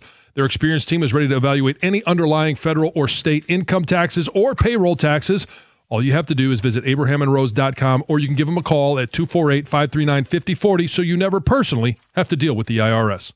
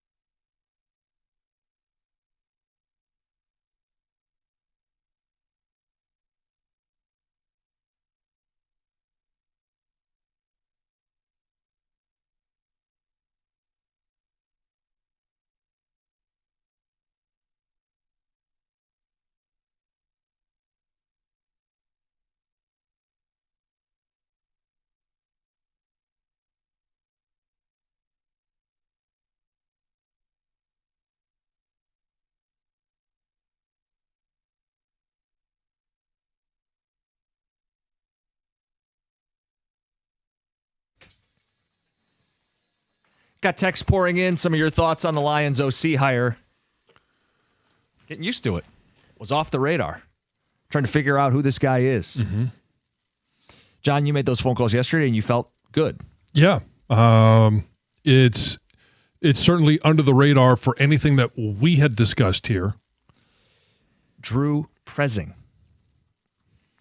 Text says, how much of their run game was Kyler Murray? As we, flaunt the fact that they could run the ball well, how much of it was Kyler Murray? Well, I went back and looked at the first 2 seasons he was in Arizona. If you take out Kyler Murray's rushing yards, they ran for 4.9 and 5.0 yards per carry. Mm-hmm. Highly productive regardless. I mean, they got career years out of James Conner. Yeah, and when James Conner went down, and then back number 2 went down, back number 3 went down, offensive line suffered a bunch of injuries. Your quarterback goes down. They were still competitive with Jacoby Brissett, or trying to be competitive with the backup quarterback. Fans couldn't name one offensive coordinator in the NFL other than their own team from an unnamed text. Mostly that's the average true. fan. Yeah. Guys, I don't understand the meltdown on the new OC. They all suck without a good offensive line. Give them an O-line, and this hire will be just fine. That's really what it boils down to, I think, because we've talked about this being Dan Campbell's offense. Dan Campbell was the play caller. There was a lot of people that didn't want him to continue calling plays. They wanted him to be the CEO, and I think that's where he is best. But the offense got better when he was a play caller, but you're still limited. Because when you go up against the best teams, you're playing against much better defenses, and they struggled to run the ball. They struggled to run the ball on 3rd down, on 4th down. Those conversions just weren't there. I don't think it was necessarily because of the play call. I think it was because of the execution. Yes. Man, I didn't even want McDaniel, but this hire is terrible. They hired Derek Lalonde's doppelganger, and I'm supposed to be excited. I saw last night that you had posted a picture that was Dan Campbell standing next to Derek Lalonde, and this was going to be what was on the sidelines next year. Well, it wasn't my photo, but it was someone shared it, and then I quote tweeted it. Right. With, "This is funny," because it goes was hilarious. Here's a look ahead to next season, because he's a shorter, bald guy. Bears a striking resemblance to one Nosy Lalonde. Guys, of course you're going to support this hire and make it seem like it's a good one. All you do is suck up to the Lions. Must not have listened the last 2 months of the season. Yeah. I don't know what to tell you about that one. Sometimes people hear what they want to hear, man. Guys, we shouldn't be shocked by the OC hire. Holmes doesn't spend big money in free agency. Why would they do it for a coach? This is a budget hire. Campbell will be calling plays by week 6, and the Lions will be picking in the top 12 again next season. Well, one of the things that he likes to do in the run game is use gap schemes. I think it's a perfect fit for this offensive line, or at least how I see this offensive line next year. I don't know who the center is going to be, but I know he's not on the roster right now. I don't know who the left guard is going to be, and maybe there's a world where Mahogany is a part of that equation, but I think there's a great opportunity to upgrade that position. When you say gap schemes, we're talking more pulling guards? Yeah, a power run game, which that is an offensive lineman's dream, to be able to run those gap schemes, but it also lends itself to play action pass. As opposed to a zone blocking scheme. Well, you can play action pass out of any run scheme. That's. But the difference for an offensive line, like you would get to be aggressive. You get to be more aggressive when you're in a gap scheme versus a zone scheme. Let's get to Ben on a cell. Ben, good morning. Hey, one thing that gives me hope with this is, and I don't think he was involved the last time because the relationship Campbell had with Morton. Chris Spielman was part of this search. And, John, as you guys start breaking down when you look into this guy, I mean, these idiots that think, the Lions are just going to go pick some schmuck off so I guess I'm comfortable with the fact that Chris was involved in this. I mean, he's the one that kind of found Campbell and, as a collaborative effort, I think they got the guy that they think is going to help. Yeah, I do think that they have that guy. And I also think that, when they weren't brutalized by injuries, he had a very productive offense, which in turn allowed him to get some buzz as a head coaching candidate. Now, he didn't have any of that buzz this year as a head coach, but after a year, maybe 2 years, as a Lions OC, I think you're probably in that same position because he is that type of a coach. And by the way, you don't run from Can that. be. Ben, I'm not saying you're doing this, but no one should run from the possibility that this guy gets a head coaching job. Like, that would mean he was highly successful.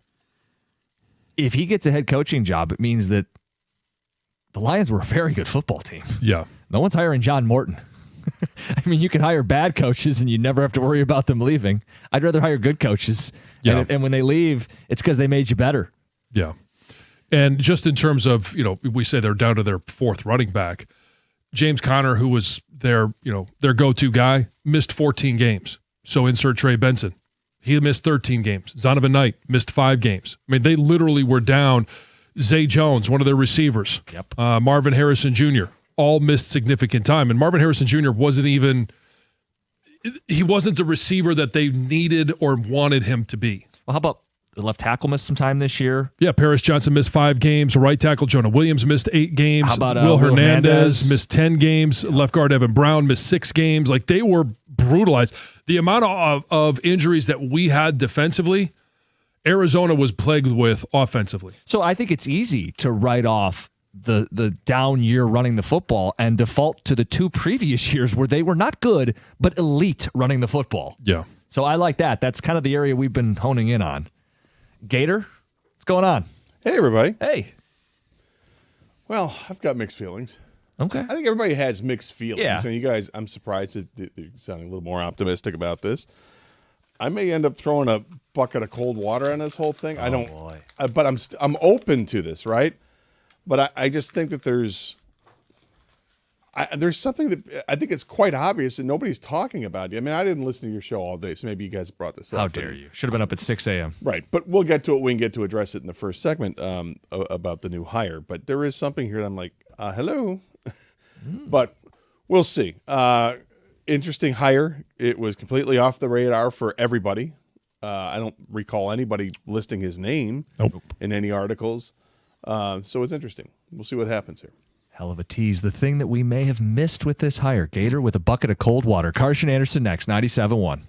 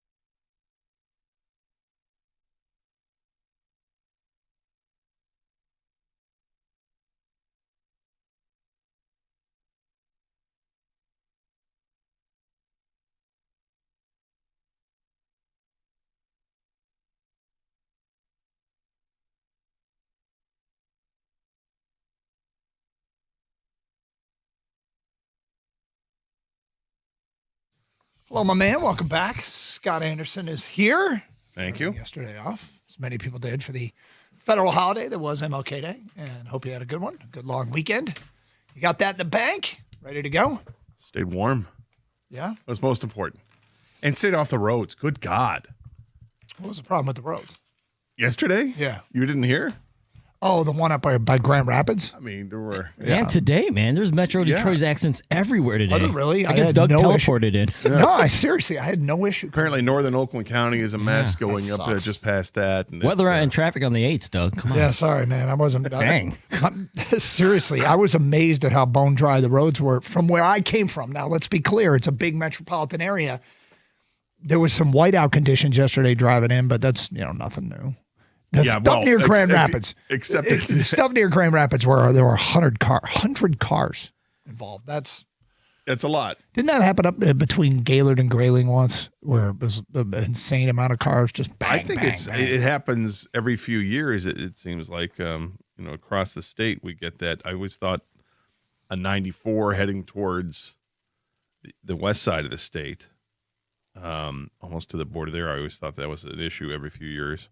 But nonetheless, yeah, in the whiteout, I mean, it completely blinded everything. So that just led to massive accidents as well. So I hope everybody ended up being as safe as you can be. And now we're ready to start just frigid temperatures. Right, it's I gonna be go to with bed us this last week. night. It was 3 degrees last night when I went to bed. Yikes. Kang, welcome back to you as well. Thank you, Doug. How was your long weekend? It was good, man. Spent the daddy-daughter day yesterday. Oh, was it? Yeah, wife had to work. She didn't get the holiday off like I did. So it was me and the girls, man. What did we do? We woke up, had some breakfast, got them ready, got them to Costco. That was an adventure. Yeah.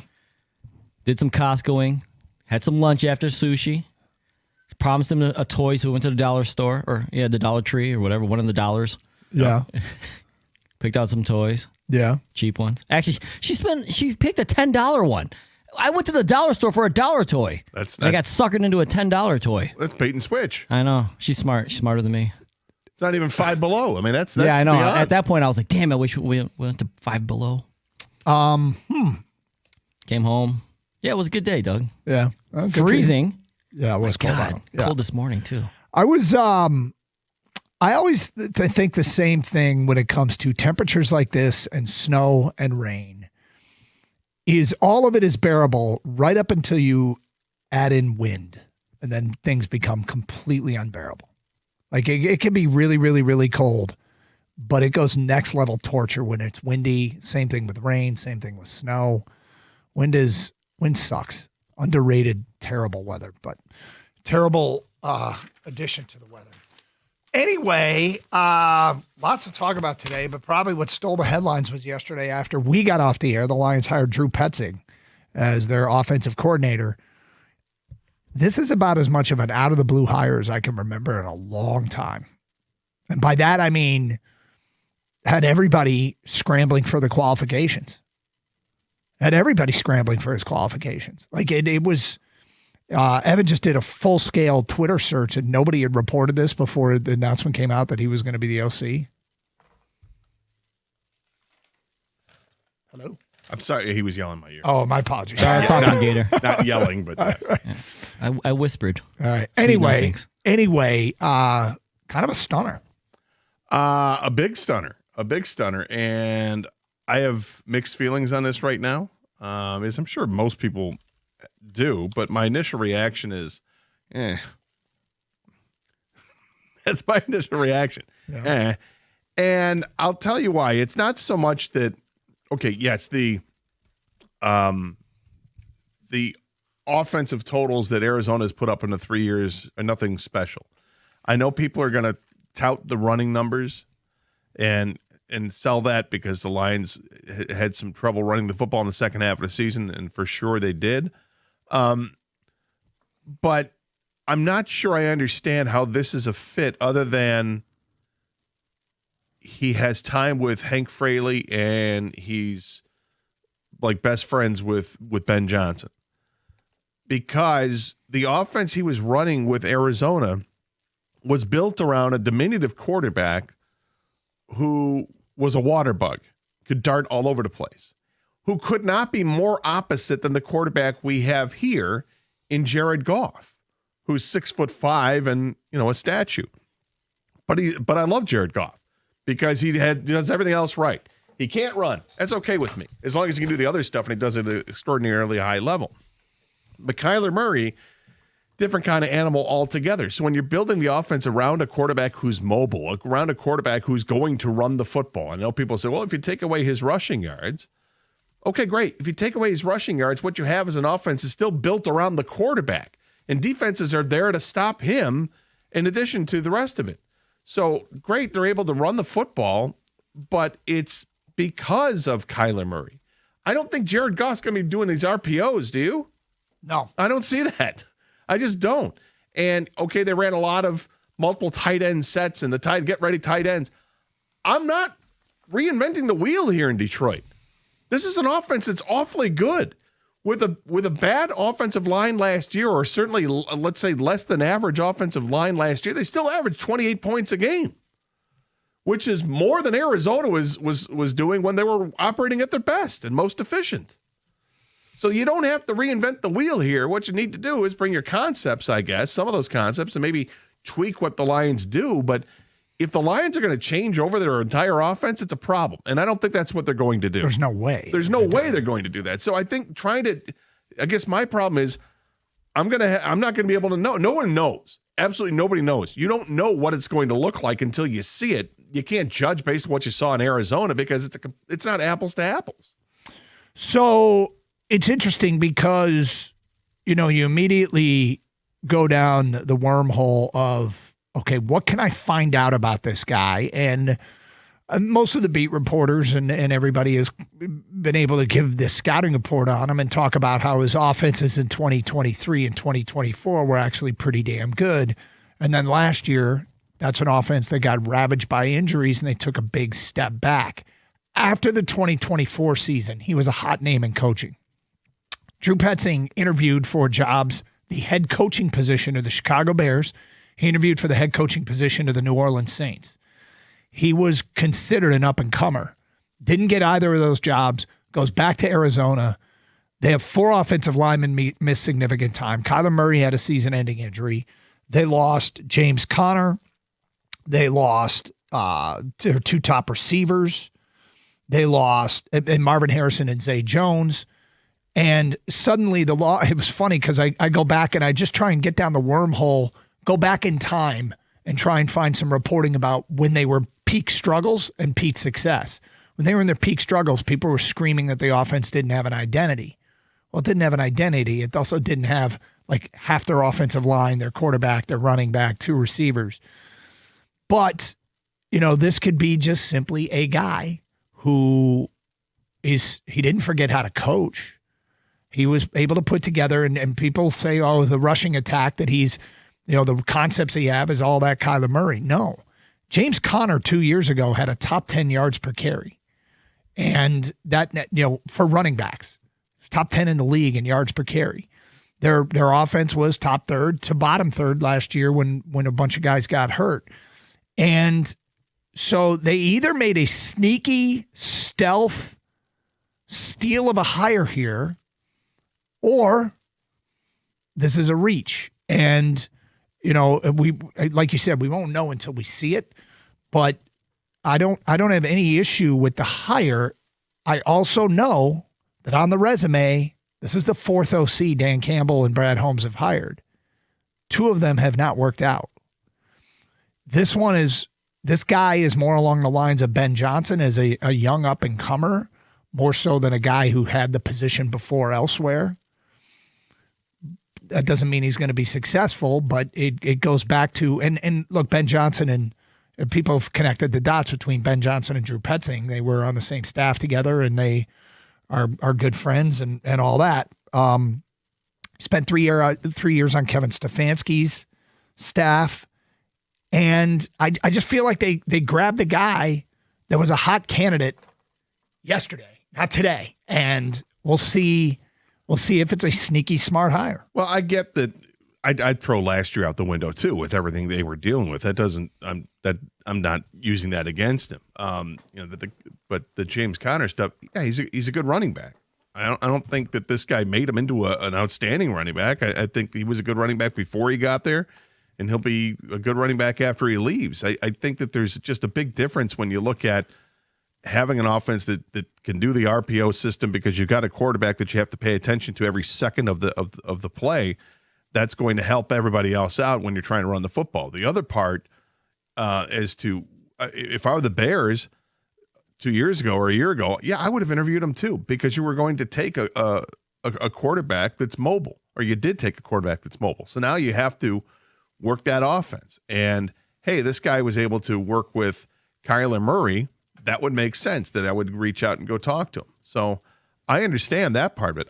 I'm not sure this is something that works with the Lions, but I'm open. We'll wait and see. But right now, I'm just hesitant to embrace this as being some possible, brilliant under the radar move and stealth move, like you said. I'm not there. I'm not hesitant at all to embrace that. I also am not declaring that either. I think that, again, we'll only know through time.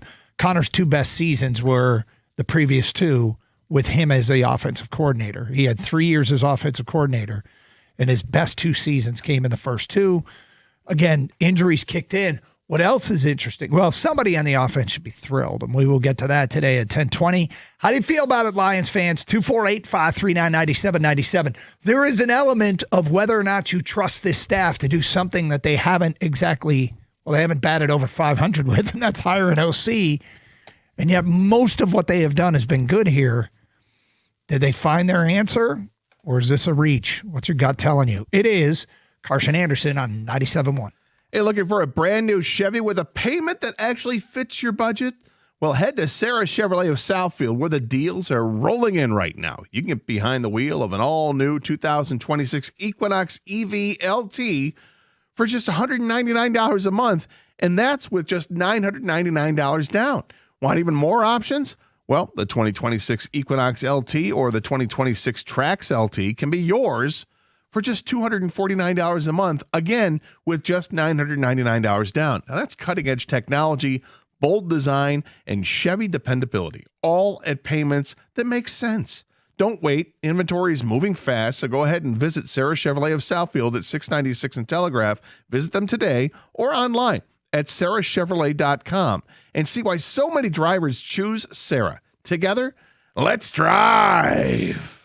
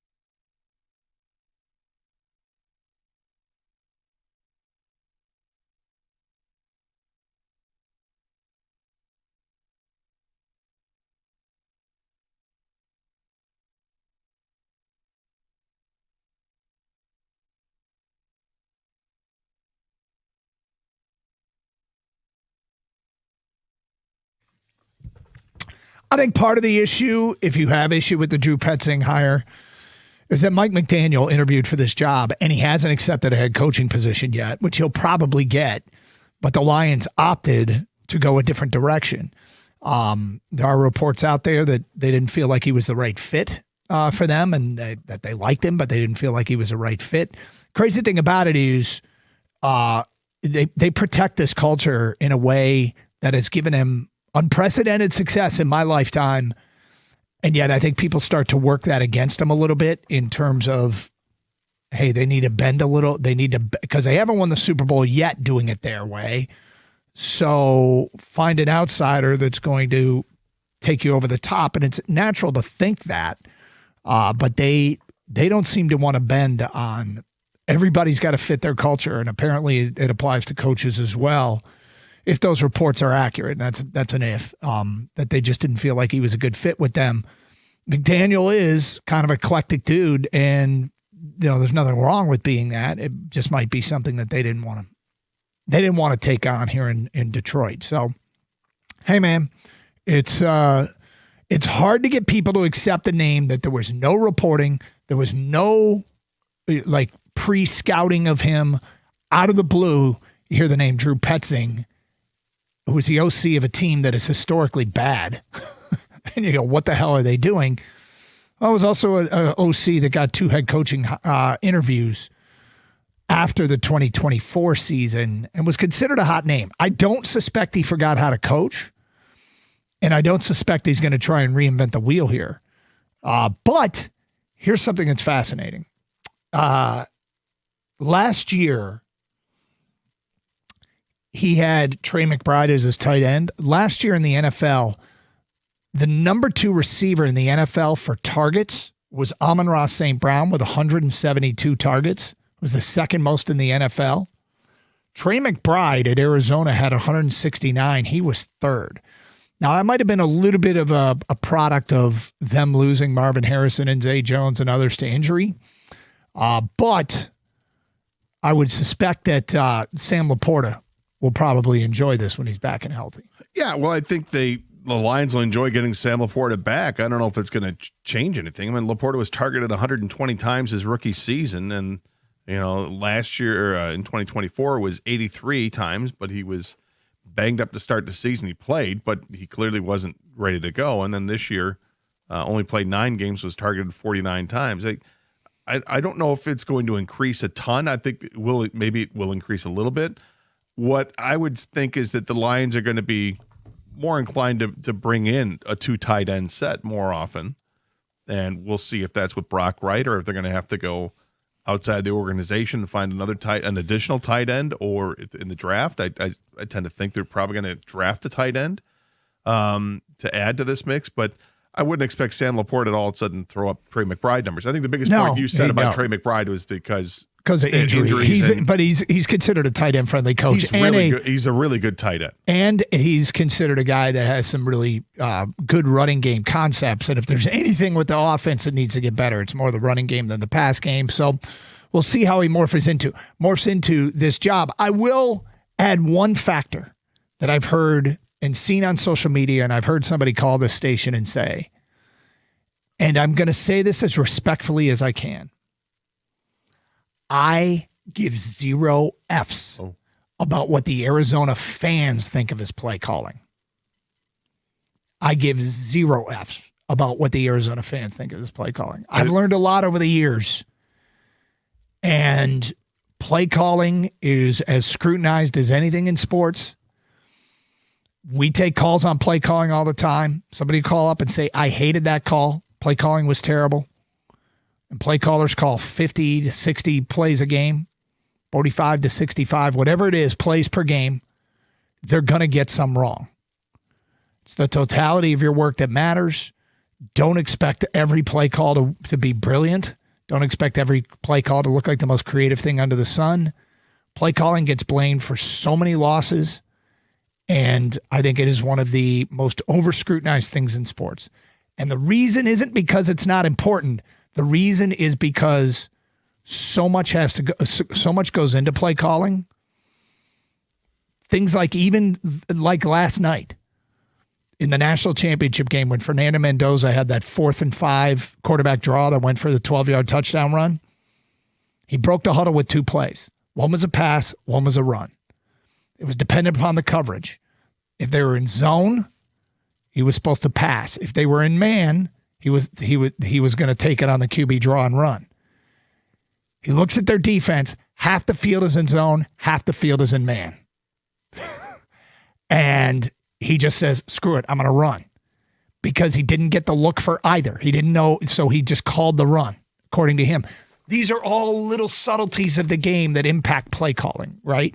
And so, and sitting down and talking to play callers, I've come to realize that unless you know what goes into a play call, it's really hard to know whether it was illogical or smart or not. And it's funny because I went and found I watched some Drew Petzing press conference stuff, and he was answering to play calling, and he said, well, I didn't like this call when I saw the look, but it was too late to change it, or we got into the wrong formation because a rookie went the right. Like I was just listening to some of.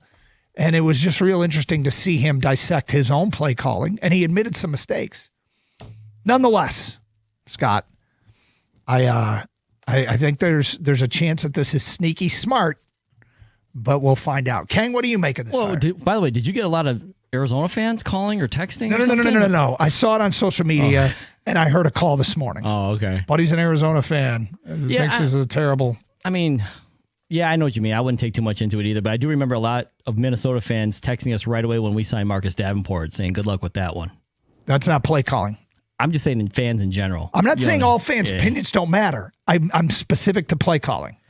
Yeah, play calling is easy to criticize because you just look at the outcome and you're like, that didn't work. That play sucked. Or that worked. That play was awesome. So, yeah, I mean, that's what we do. It's easy to do. With Drew Petzing, I'll be honest, the first time when they said they hired him, I'm like, who the hell is this guy? Exactly. And that's not a good or bad thing. I don't know anything about him. Yeah. And so what I feel, Doug, I feel nothing. I don't feel excited. I don't feel really disappointed because I just don't know about him. I do know that Brad Holmes and Dan Campbell, or maybe Dan Campbell specifically, has had 3 offensive coordinator hires: Anthony Lynn, John Morton, Ben Johnson, right? I knew who Anthony Lynn was, kind of knew who John Morton was. Didn't know much about Ben Johnson other than he was an in-staff hire. That one worked out the best. I don't know who this guy is, so maybe that he works out the best as well too.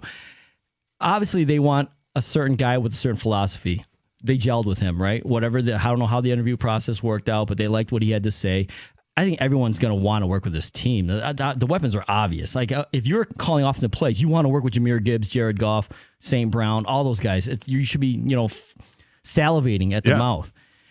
The question is, did they hire him because they want to go back to Ben Johnson? He's so close with Ben Johnson. Did they say the exact same line of thinking that they want to go back to that flow? I just keep remembering Dan Campbell saying, I know what my offense is supposed to look like, and that's why he took over play calling.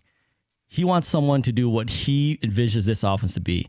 They thought it was John Morton. It didn't work out. So I'm just going to sit back and wait. I know it's not a great answer. It's not a hot take or anything like that. I just don't feel anything towards him right now. I think one of the points Doug had brought up, I just want to emphasize it. I think that for the most part, I think Lions fans are disappointed yesterday and today when they find out that this is the offensive coordinator, because there were other names out there. Because Mike McDaniel's name in particular was out there, and everybody got excited about what he did in Miami, and it's a high-powered offense. It's a lot of fun to watch. Does that translate here in Detroit? We think it would. And that's the guy that we all kind of focused on. And each day that goes past and he's not a head coach, maybe the Lions going to get this guy. And then, boom, out of the blue, they hire somebody nobody's ever heard of, who was an offensive coordinator, was a play caller, actually. And I think there's just that disappointment because it wasn't the guy that you focused on, who now I'm hoping that Mike McDaniel ends up getting a head coaching job somewhere so that we can say, well, that's why, because there's that. But there was a report from somebody yesterday that said that the Lions didn't view McDaniel as a fit, which is interesting because that's the only report we saw about that. There's no real quotes. And that's the thing that people are going to question is whether or not they should the Lions get a little bit out of their comfort zone, or is what they've done worked, stick with it, and eventually they'll break through. And that's That appears to be the direction they're leaning towards. What we've done has worked. We're very big on everything fitting together and everybody being on the same page. And we're not sure that McDaniel, either A, we couldn't control him, or B, he was a little bit too far outside of the box that we want to be in. And that's, they don't seem to want to take that risk, which is perfectly fine because their fates professionally are riding on these decisions. And if they're committed to their way of doing things and they don't win it all, they're going to get fired. It's Carson Anderson, 97.1. Sam Bernstein Law has been respecting Michigan clients for more than 50 years and earning respect from insurance companies along the way. Michigan's most experienced law firm is Sam Bernstein Law. Call them at 1-800-CALL-SAM. That's 1-800-CALL-SAM.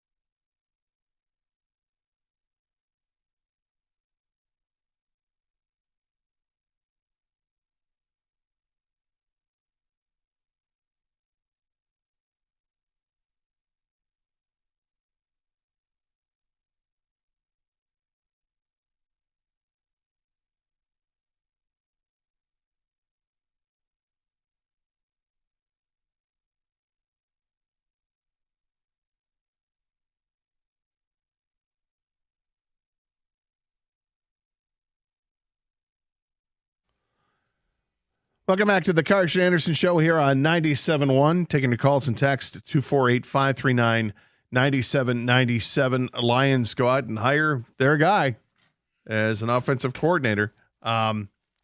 And Drew Petzing is the man's name, former offensive coordinator of Arizona. And I'm going to struggle to remember that every time. I think you're struggling with the hire period. You don't seem to like it much at all. Well, no, I don't. It's 24 hours in. I mean, I'll change, but we know nothing about what was said, because here's what I try to do. All right, I'm being as objective as I can, and I have to remind myself that I'm not in the interview process with them. I don't know how they do the interview. If they just fire a bunch of questions at him, if they expect him to make a presentation to the Lions. I'm not sure how that works, but I would kill to be a fly on the wall while goes on, so that you know what's being said. My gut would tell me, like, I'm trying to ask myself, how would I go about the interview if I'm Dan Campbell? If I'm Dan Campbell, I'm going to go in there and say, look, we averaged 28 points a game last year. We averaged 33 points a game the year before that. Obviously, we had some changes on the offensive line. We've got some things we got to smooth out. What would you do as offensive coordinator to get us back to the level we're at, close to 5 touchdowns a game? What would you do? Because I don't think I'm going to sit there and go, I watched what you did at Arizona, and we really want to do that here in Detroit. And it's not just because of last year. I get it. It was just a tumultuous year in Arizona, all the injuries and all that. I get that. But it's more because of the Kyler Murray effect, because of what he is as a quarterback is nowhere near what Jared Goff is as a quarterback. So, okay, what do you like from your offense at Arizona that you think you can bring to Detroit and make it work here? Because we've got Jared Goff. It's not Kyler Murray. So, we're bringing you in for a reason. We think there's something there. What is it about you that you would change on this? And there you go. And then but you don't know this because we're not part of the interview. No, I mean, the one thing I'll say is I really feel like it's the topic today is, do you trust these guys? Do you trust Dan Campbell and Brad Holmes to go grab a virtual no-name to Detroiters, pass on the bright, shiny thing? Because we had the brightest and shiniest of things interview here as far as an offensive coordinator. Mike McDaniel is a big name, an offensive guru, a wizard, inventing things out of the blue. Looks like he's got 12 guys on the field. Like, all kinds of accolades go his direction for his innovative offense. He was the bright, shiny thing. They passed on that to grab a virtual no-name. Do you trust them? 248-539-9797. Well, I also wonder if part of the reason that they passed on him is it because they knew he was going to get a head coaching job somewhere else and they needed to pivot. We got to pivot. We know this guy is destined to be wherever. Pittsburgh. Possible. I'm curious, but so they knew that McDaniel was going to get a head coaching job. But is there a timeline on this? I mean, I don't know. I mean, because if Petzing is this, this young up and coming brilliant mind who interviewed for jobs last year as a head coach, I would think that there are some teams that would like to bring him in. What others were going after. Yeah, I mean, he's a free agent. Yeah. That's possible. That could have played a factor here. 248-539-9797. Feedback to the Carson Anderson inbox. We will get to that coming up momentarily. Andrew in Commerce. What's up, Andrew? Andrew, are you there? Yes, I'm here. Sorry. All right, go ahead. Sorry about that. One thing that stands out to me is this is a guy who averaged 325 yards a game as a play caller this past season with the Cardinals, with Jacoby Brissett, with a bunch of backup running backs, and with no receiver on their roster that would compete with Jamison Williams for your wide receiver too. So I understand that Petzing he's not Mike McDaniel. He's not the sexy name out there, but I don't think the sexy name is what they need. This guy averaged more yards a game than Patrick Mahomes' Chiefs, than Baker Mayfield's Bucks, with a bunch of also-rans and no-namers that most teams wouldn't put on their roster. So I think everybody needs to take a deep breath and understand that if you give this guy the talent that the Lions have, I wouldn't be surprised if they have a heck of a season and they don't miss a beat from averaging near the most points in the league, near the most yards per game in the league. I think this guy could do it. And again, I get it's not McDaniel, but I think he deserves the chance based on what the Lions have to offer. Well, the good news is that we could sit here and debate. We can debate its chances of success and failure. These things play themselves out on the field. If you were locked in on Mike McDaniel, you're just simply going to be disappointed. I mean, and McDaniel, do they know that McDaniel's about to take a head coaching position? It's possible. It's possible we'll hear something today on McDaniel and that he told the Lions already and they moved on to their next candidate. But, at the end of the day, if that report's true that he wasn't a fit, then they wanted to, for whatever reason, they felt like this guy was a better fit. And they might be right. Dan at Western Michigan says, not sure how to feel about Drew Petzing. Don't know much about him, but I hope he's an upgrade over John Morton. Next text, what haters don't get, hiring McDaniel. So many people put an S on the end of the name McDaniel. Right. It's and this texter being one of them. What haters don't get, hiring McDaniel would have been a SOL move, reaching for a flashy name. Plus, he's going to be a head coach. People need to breathe and research before freaking out. Well, I imagine he's going to be a head coach. And by the way, if Petzing does well with the Lions, he'll be a head coach. Since Petzing was Ben Johnson's best man at his wedding, maybe the maid of honor could help out the Lions too. Oh, there's somebody mocking. Oh, see what happened? Tony and Warren says, fellas, I think the Lions just wanted someone who will be here for a while. If Philly gets McDaniel, this hire really sucks. It would be absurd to not take a better candidate because you're afraid they're going to leave right away. I mean, if you ask me, I would never use that as a variable at all. Look at Philadelphia. He mentions Philadelphia. Philadelphia doesn't care. They've gone through 5 coordinators in 5 years, and they've been to the Super Bowl twice, I think, during that time, and won it. So it's part of the game. If you make good hires, your coaching tree is going to be depleted. I look at Sean McVay. As much as I can't stand Sean McVay, I mean, that tree is borne more fruit than any coaching tree, and successful fruit at that, in a long time. And these guys were all over the place. And it feels like if you just simply had dinner with Sean McVay, you're going to get an interview to be a coordinator somewhere. I made the joke that guys are getting jobs because they drove past McVay's house. Yeah. Reading between the lines, Petzing was likely hired because he is willing to tweak an existing offense versus McDaniel, who wanted to install his own offense. Matt from Fowlerville, the hire is very underwhelming, but I'm not going to bash it like I did with Morton. I can see why they chose him. We are not that far off as a team. What Brad does in this draft is what I'm more worried about. His track record of drafting D-line and corners is not good. It's interesting, Matt. What I'm most worried about and more focused on is what they do in free agency and trades. I think the veteran acquisitions are... I think you're right this year. This is the year where you focus more on that. And look, I'm not upset at the hire. I'm a little bit disappointed right now, 24 hours into it, but I'm also not going to bash it because I don't know. And nobody knows. You won't know until you see it. Like until you get some reports back from mini camps, maybe even then you're just not going to know until you see it live and in person when they play in September. So, I'll be patient with it, but I'm also, kind of looking around saying, does this make the most sense or not? I'm dying to hear what Dan Campbell has to say about it. Well, and rest why assured, they made the hire. Like, I understand why your is he a concerns, fit? but you can rest assured that he didn't come in and say, I'm going to run a lot of RPOs with Jared Goff. I would expect that that's not the case, but I want to know what was said, why they were sold on him. Because the other thing I know about this, with this regime, is sure, it's a results-based business, and you're going to see what the output is and measure that. But these guys, more than other regimes we've seen in the past, it's also about the feel that they have with the person, the connection they make with the person. And are they all agreed on a philosophy of football? Do they love football? Dan Campbell and Brad Holmes love football, and they need to find somebody with that same kind of energy. I did find it interesting that Chris Spielman was reportedly involved in finding the candidates for the offensive coordinator position. And Chris Spielman is a guy who brings Petzing into the conversation. So that is maybe the one part that I'll say, okay, I'm going to take a step back. I trust Chris Spielman as much as anybody in that organization. It's Carson Anderson, 97.1.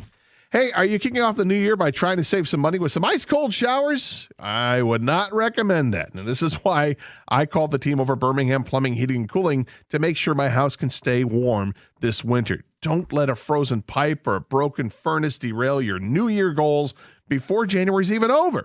Their local licensed experts are third-generation family tradesmen who handle the serious stuff so that you can focus on starting the year warm and stress-free. So whether it's your furnace or your water heater, a boiler, or water filtration system, schedule your appointment online at BirminghamPlumbingCO.com. That's BirminghamPlumbingCO.com. Birmingham Plumbing, Heating, and Cooling, your Metro Detroit boiler experts.